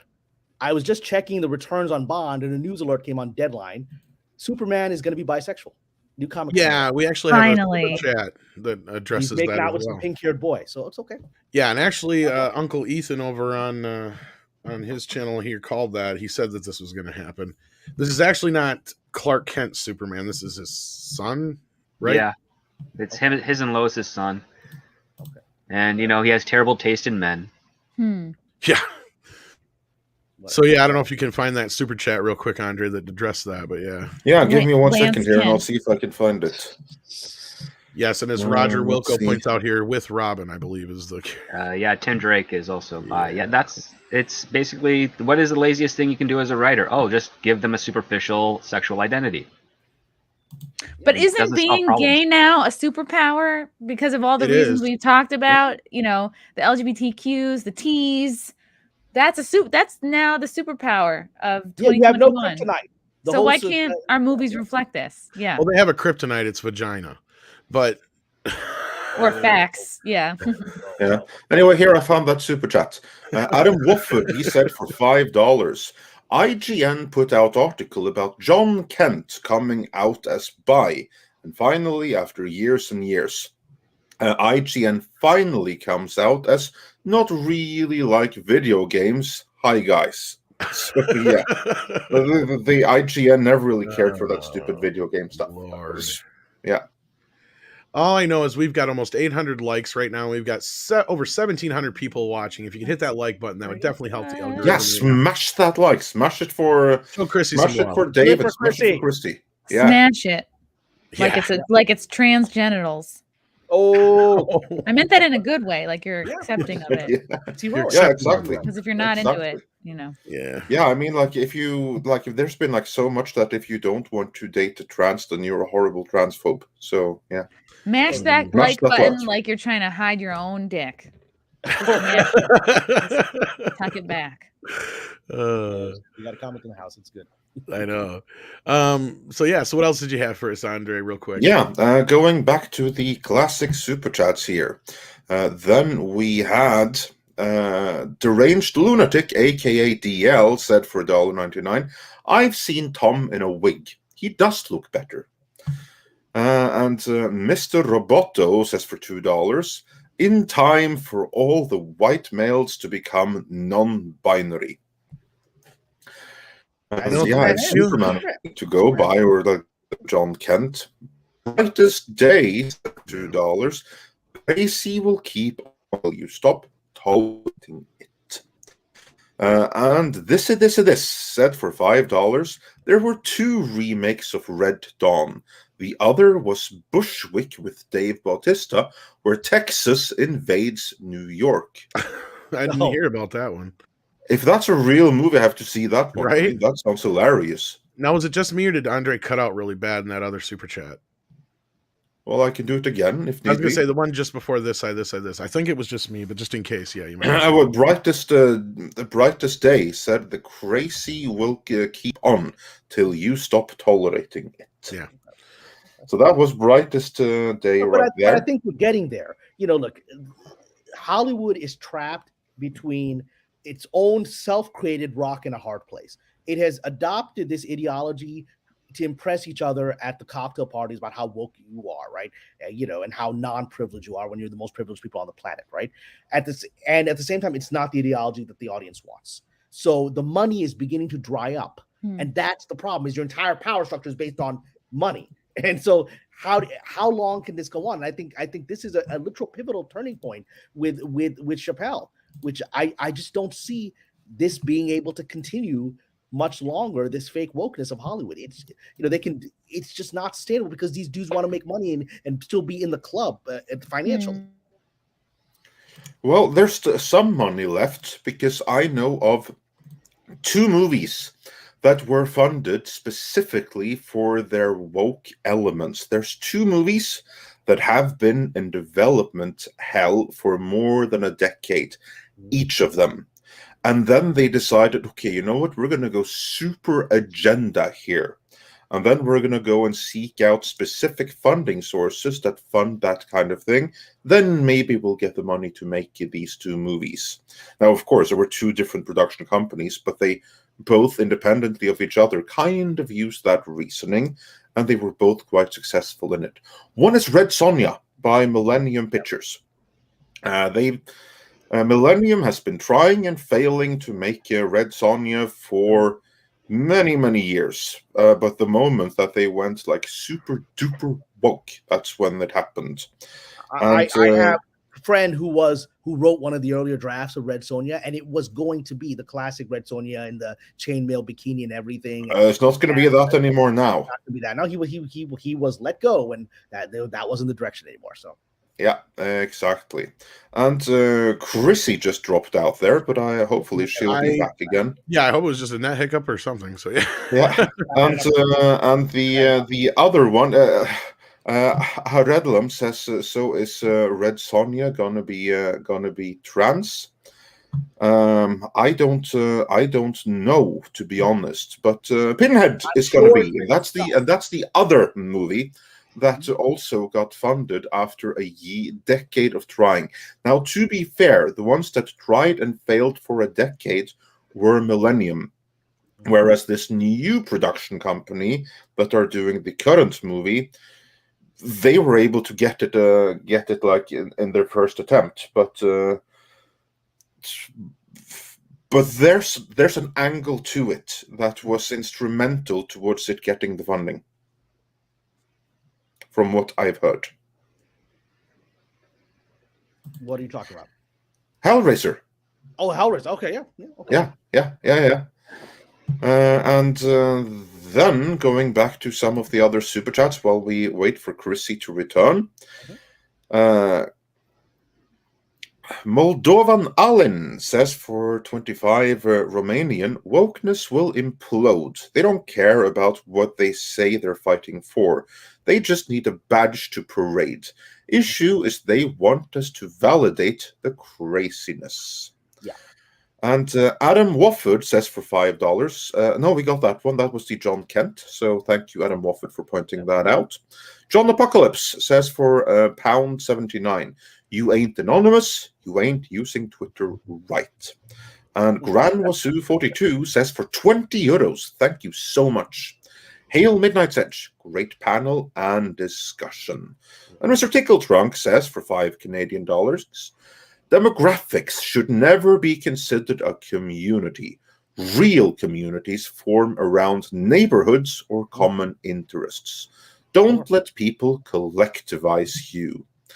And Infinite Wanderhood says for $5, to quote Conan and Nietzsche, What doesn't kill you makes you stronger.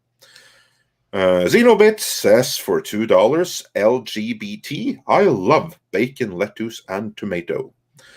Lord Trinan says for $10, thank you so much. A game series I love has a character who was interesting, multi-layered, and happened to be gay. Recently, they hyper-focused on her sexuality and made her shallow and one-dimensional. Very cringe. Well, that's what happens when you focus on sexuality, right? When you focus on any kind of identity rather than character. Now look at Bond.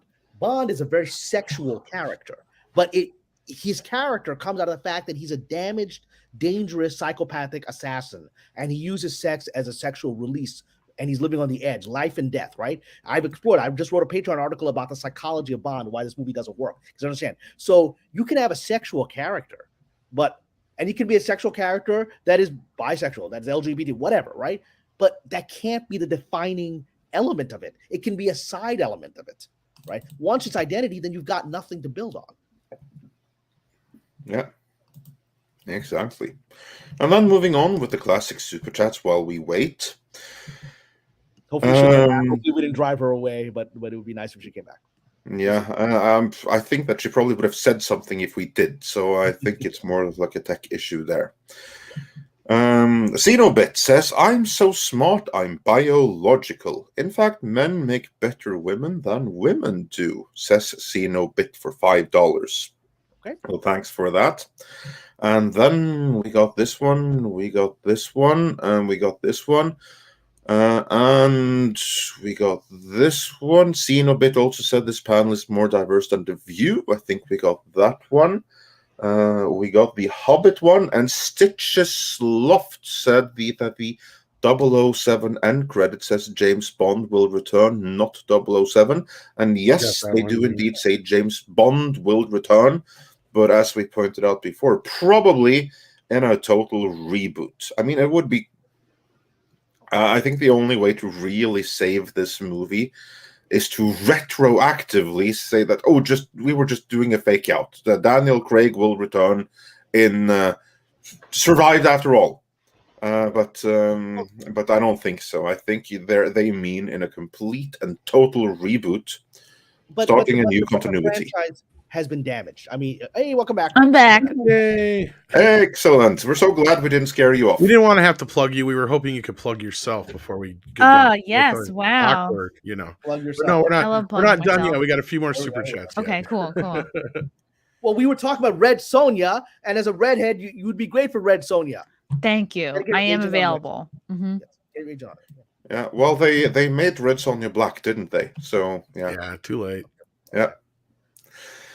I'm just gonna see if we oh, come on then. It's just like the studio. We did have one we can bring up on screen while you're doing that. Andre, Taker wants to know, how would Norway like a few million U.S. refugees? Actually, we are getting so many refugees anyway. So some that can read and write would be a welcome bonus. Also, some that are come with an attitude of wanting to work. So I would say welcome. Yeah, maybe you'll have to do a Norwegian tour there, Chrissie. Well, oh my God, that'd be great. But I will say though, it's not all it's cracked up to be, and unless you're from Minnesota, weather is going to be a transition. Well, and Oslo's kind of boring. I've been to Oslo. It's a little bit boring. Let's be honest. Isn't it expensive there, though? Oh yeah, absolutely. Yeah. Absolutely. Like the beauty with being from Norway, traveling abroad, is wherever you go, it's cheaper than home. So you always have like the experience of doing huge savings here. You come to LA, oh my God, it's so cheap here. Yeah. Like even when I was in LA, like can't believe how cheap everything is here. Oh Jesus Christ. Like people like in states are complaining about gas prices. I mean, we produce or extract petroleum directly from the ground, and pay like twice as much for it. So yeah. Dick Mustang, I like that name. That's a very manly name. It says plot twist: Red Sonja is in fact Conan in a red wig with some duct tape junk. That's probably You know what they was- they had that conversation. You know they had that Probably. conversation. They probably did, because it seems like they were like, okay, we tried to do a proper thing, that didn't work. Now we're going to go all in on agenda here, see if we'll get money that way. Phrasing. Dick Mustang then comes in with another $5 and says, when North Star came out in the 90s, it was moving and relevant, well written. Now it's a checkbox for lazy writers to capitalize on SMJBS. Yeah. There you go. I'm not sure what North Star is. I'm unaware of that one. Adam Wolford says, breaking news for the next Bond. It will be a trans and dragonkin and trans race, blind and in a wheelchair, just like they did D&D. Dungeons and wheelchair ramps. And what about pitfalls? Yeah, you probably aren't wrong. Kind of like Star Trek as well. So yeah, did we have any other classic ones on? Yeah, we had one more. STR Red Wolf said NPR's Pop Culture Happy Hour posted an article this morning about the bisexual reveal and how DC was sneaking in the changes. Interesting read. And with that, we how are. is it when you got that picture of him, Superman making out with a pink-haired kid, right? I mean, so I don't know. It doesn't look like it's sneaking into me. I mean, it's pretty obvious. Do you guys ever think that like that these Hollywood folks, like a lot of them are kind of just victims of the powers that be? Like they know their stories will not go through unless somebody in there is sucking dick. Do you know what I mean? Like, what if they are just as much? I mean, of course they could opt out. They could find different jobs, but what if they really are trapped and they're like, well, we can't get a Superman story or we can't get a Batman story unless we make it bisexual. Like, I don't know. There is some hostage taking in Hollywood. I mean, Cameron will attest to this. I always say that there's multiple variations of circles in the industry. There's some that are actually quite nice, normal people that just want to do good and make money doing it. And then there are agenda-driven people. And then there are people who aren't agenda-driven but will toe the line because they want to elevate themselves out of another circle into there. It's all a crazy, kind of Game of Thrones style community. I'm just happy that I'm kind of like in the indie part of it at the moment right now because it's way more sane. and yeah, it's just that case. I'm going to support what Chris Copter said from personal experience. Recently, I won't reveal which show, you might be able to guess it, but recently I worked on a show, as a producer where the storylines were getting increasingly woke, right? Because the agenda of the bosses was very, very woke. They were very much publicly known as woke people. They had to keep that agenda. And the stories were getting pretty wacky and out there. And I finally sat down with one of the top people. I said, why are we doing this crap, right? Why are we doing this? I mean, is this where we are? And he was just like, look, I just got to keep my job. Above me, they're publicly known as wokester, right? And I'm gonna keep my job. I know the story sucks, but I'm not gonna fight it. I got a kid to send to college. So wow, Volcanicus Rex sends in $10. Thank you so much. Says, I could give trans Pinhead a chance considering she matches the book description better, but only if they don't shove it down our throats, which they will because Hollywood just can't help themselves. Now I know. Well, the director is really good, so I hope it's going to be restricted to. We'll see what they do with it. But I was going to say, I think we're going to get into this Wednesday unless there's some more pressing news because this was something we didn't have time to get into today, and I know you just dropped a video on it, Andre, and maybe we'll see what we can come up with for Wednesday, if not, and talk about this some more. Yeah, absolutely. So join us then. Yeah, so we'll get into that, but there were some others you could bring up on. Yes, there was. We got a couple more here. Xenobit says, "If I move to Norway, do I have to eat surströmming?" Surströmming is what he means. No, you don't. That's Swedish. People keep on thinking that surströmming is Norwegian. Like this is like canned fish that's like rotten and smells radioactive and tastes like it too. So no, you don't have to eat that if you move to Norway. That's Sweden. If you move to Sweden, then is where you have to eat the surströmming because that's like their national dish or something. Move to Norway and then you have to eat lutefisk. That's what you have to eat here. What is that? That's fish which has been corroded in acid till it's just jelly left of it. Dried fish. I ate that when I was in Iceland. Yeah, and of course, if you go to the west of Norway, they have a specialty called smalahoved. That's literally the head of a sheep. Yuck. whenever I go anywhere, I just find a good Indian restaurant. I found good Indian food in Oslo. There are some great ones in Oslo. Great Indian food in Vienna. That's what I don't worry about local shit. I just go to Indian food. That's it. Outcast Creative. I'll give you recommendations for the best ones for next time you're in Oslo. Outcast Creative. Fish. Yeah, sends in 10 pounds here. It says, working in the industry, I have so many stories. Latest, I might have to step aside for a more diverse director on a project I spent 3 years developing. I send scripts in with wives on names on them now, with my wife's name on them now. Wow. It's almost like reverse what it used to be back in the day when women used to put like. Remember, this is what we said when we went through like Amazon's new rules. Yep. 30% of any production team has to be like non-white. If you have a production team of like 2 or 3 people, one of them is going to have to go before the thing can proceed. Right. Well, we do have a couple more super chats, but Chrissie has to catch a plane or train, go catch a train. So we're going to let her plug herself right now and tell us what she's got going on, and a little bit about her YouTube channel and all that good stuff, which you can find the link for in our description, of course. Oh, yeah.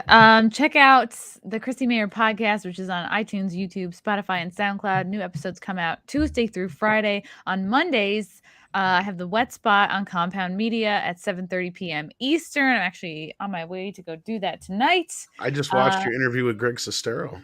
Oh, yeah. Hi, Mark. Yeah, it's fun to get the inside scoop about the room. Yeah, interviewing a whole bunch of people from, Sebastian Gorka, Roger Stone, to, someone, the porn star you probably jerked off to last night. So I've seen a few of those episodes.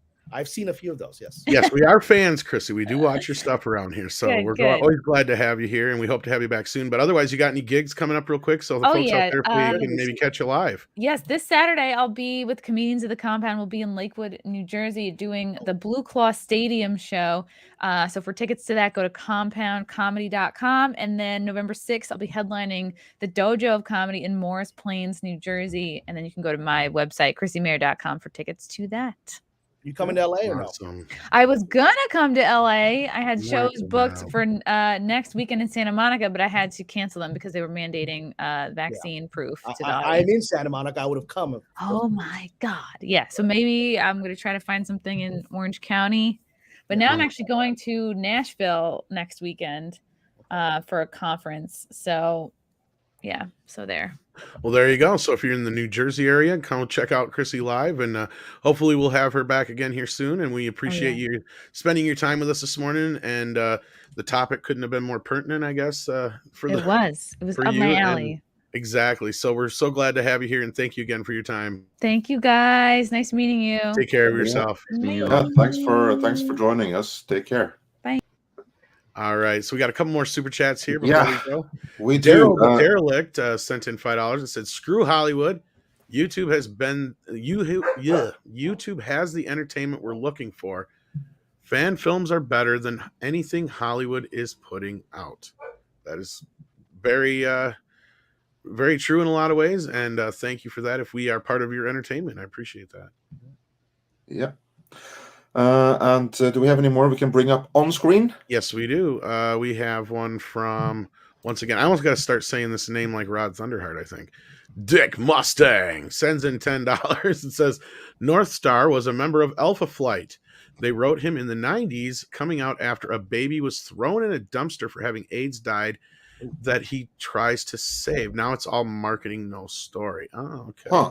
Oh, that's it sounded better back then. I have to say that. I guess. Yeah. And then we had a couple more here real quick.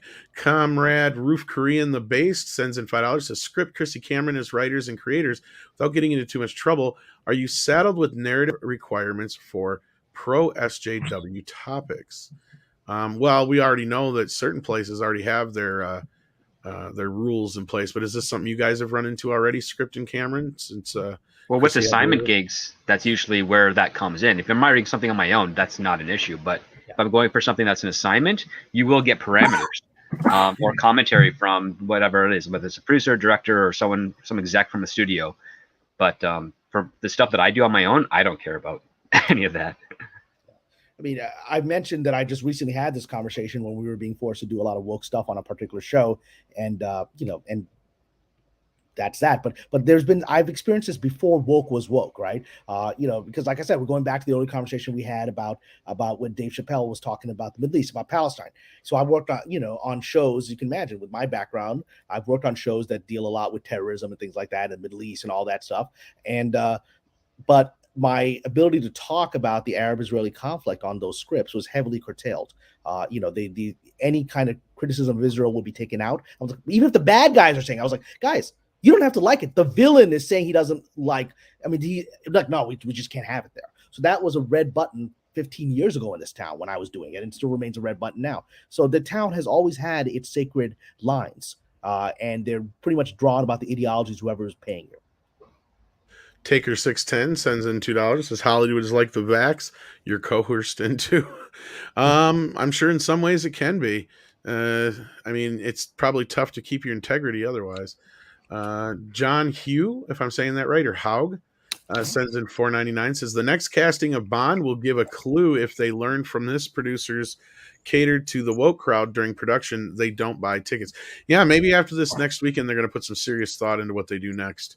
Well, I think they will. I wrote that on my Patreon. Yeah. I think I have very strong hope because this has been building. Our understanding is this movie was even worse, that it was a very politically woke movie. This current movie is not politically woke, and even as I said, the African-American woman, African-British woman, she's not really 007, and she's really a shadow figure to him, very small figure in comparison. That's the version that's been shot. So that's been edited to that, right? And it's been reshot to that. So they already knew they were on the wrong path. And it's a path of Danny Boyle, who left this project. Danny Boyle was the original director of this and walked away. The rumor is because he didn't like the story that they were doing, because he knew it was going to be disastrous. So they've been given this warning for some time, and they seem to be adjusting, last minute. So I think they're going to take in the fact that this isn't successful. And Barbara Broccoli is going to have to face the fact that she derailed her father's, great legacy. And there's going to be a lot of, and her and her stepbrother or Mike Wilson, whatever those guys, they're going to have a conversation. This is the family legacy for them, and they're screwing it up. So I do believe they're going to put it back on track. It might be a few years before we say Bond again, though. They might wait until they feel safe to do so. And I think as Hollywood culture is beginning to shift with Chappelle and others, they will feel safe to do so in a couple of years to start the conversation again.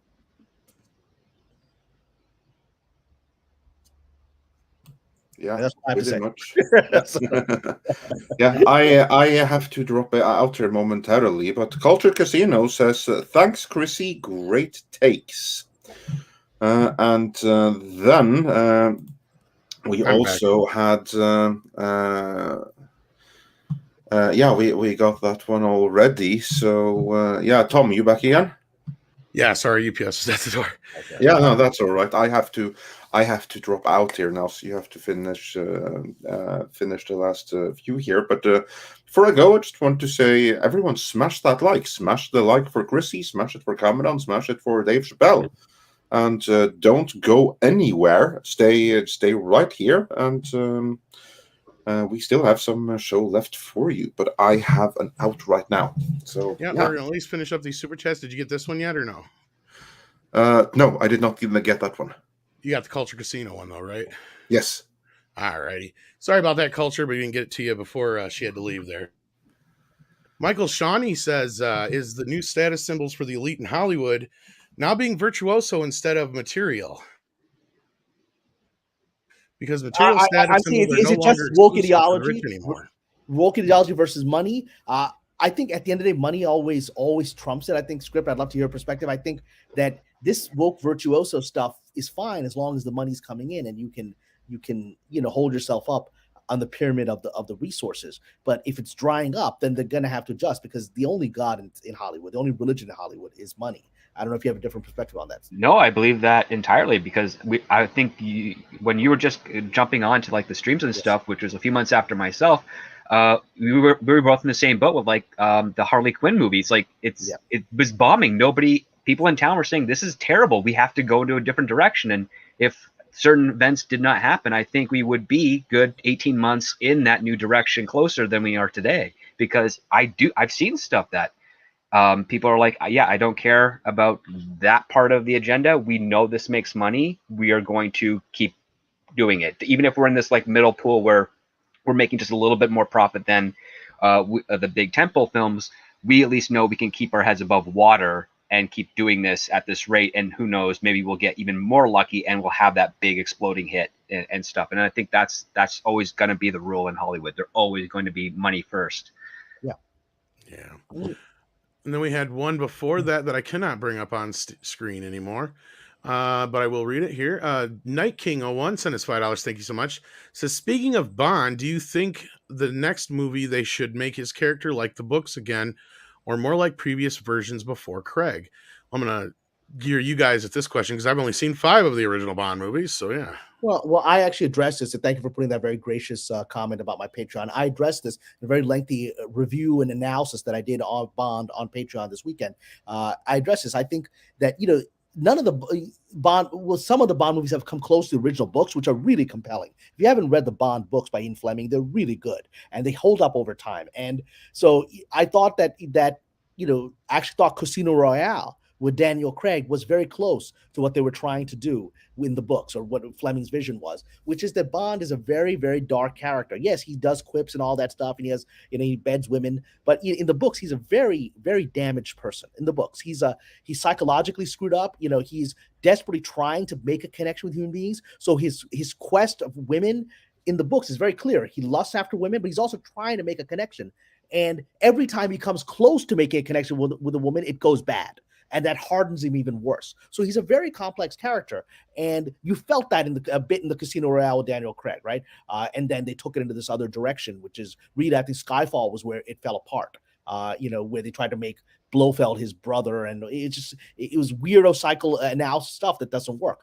So I think they need, in order for this franchise to be resurrected, ideally, if they gave me or gave Script Doctor, I don't know if Script Doctor would do this vision, but if they gave any of us the script to write it, I would set it in 1953, which is the original Casino Royale novel came out. I would I would go back to 1953, height of the Cold War, start all over, and make Bond that deep. If they want a psychological depth, you have it in the book. You don't have to have modern 2020s psychoanalysis. The 50s is enough. And I think that will resurrect this project and give it life for decades, because you're no longer bound to the changing woke mores of society.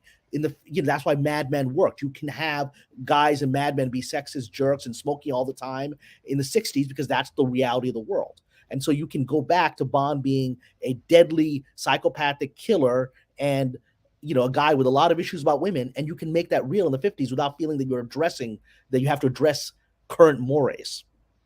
No, I actually agree with you, Kamran. I'd be doing the same thing. I'd be putting it in the 60s, 70s, and maybe if I had a story in the 50s and 60s, maybe if I had a story in the early 70s. But like one of the ideas I want to do is I want to make fun of the Sputnik launch and be like, yeah, we can have some really great Cold War Bond stories around that in 1957, because it's such a heated time. And I would love to explore other 00s as well, because Bond is Bond, and that's your peak, right? And then you can just bring in some of the other ones. I love what they did with GoldenEye, where they brought in 006, and they had that little conflict there. It's like there's other ways to explore that, not just in an adversarial way, but also in a partnership way, like for something very big. And there's opportunities there, and I would really love it if the Broccoli's are able to take those opportunities in the future and not stick with the direction they've been going.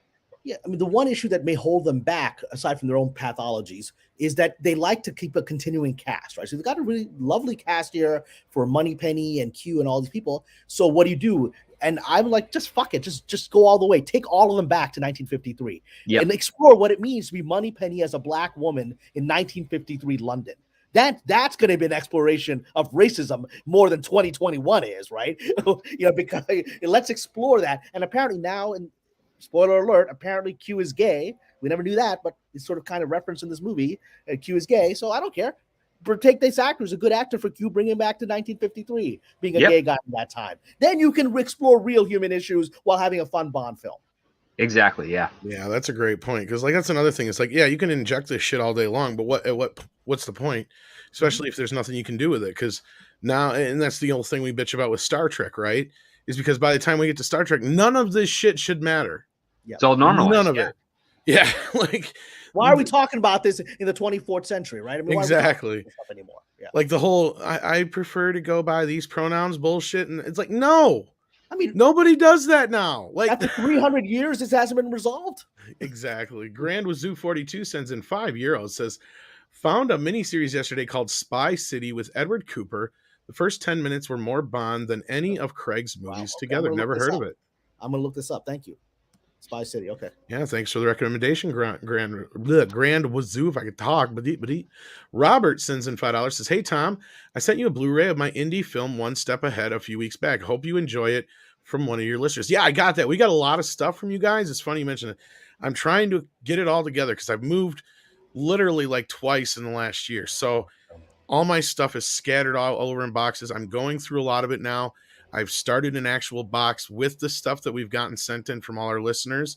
So we're going to do a special one of these days where we just go through all that stuff, hopefully sooner than later. We'll see. But yeah, that's I did get that, and I appreciate that, Robert. And hopefully I'll get a chance to watch it before we talk about it. If not, we'll definitely bring it up on that show as well. And thank you for that. So yeah, we do have a P.O. box. If you guys would like to send us stuff, you can do that. And I think we're going to try and work on something for Andre too, so it's a little easier to get him stuff too, because I got a couple things for him, and that's just been sitting here for a while. So guys, I have to try stuff up. I've just got a professional call I have to deal with. No problem. We're going to wrap it up anyway. So are you wrapping up? Because I was just going to say, check out Cameron's Patreon and all that good stuff, because that was our last super chat. And check out Script Doctor's channel as well.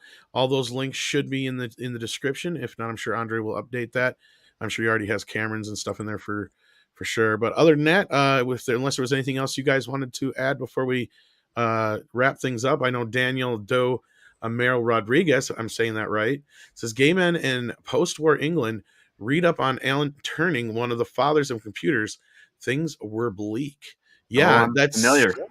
That's something, a point we make all the time, Daniel, is just like a lot of these kids nowadays, they just really have no perspective on how things used to be. They don't understand what oppression is. Exactly. They don't know what real oppression is.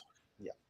So anyhow, with that, do check out Cameron's Patreon and YouTube and all that good stuff, and Script Doctor's YouTube. Or you don't have a Scoop YouTube yet, do you, Cameron? Or he has a channel with some of his short films. They're great. Yeah. Oh, there you go. Yeah.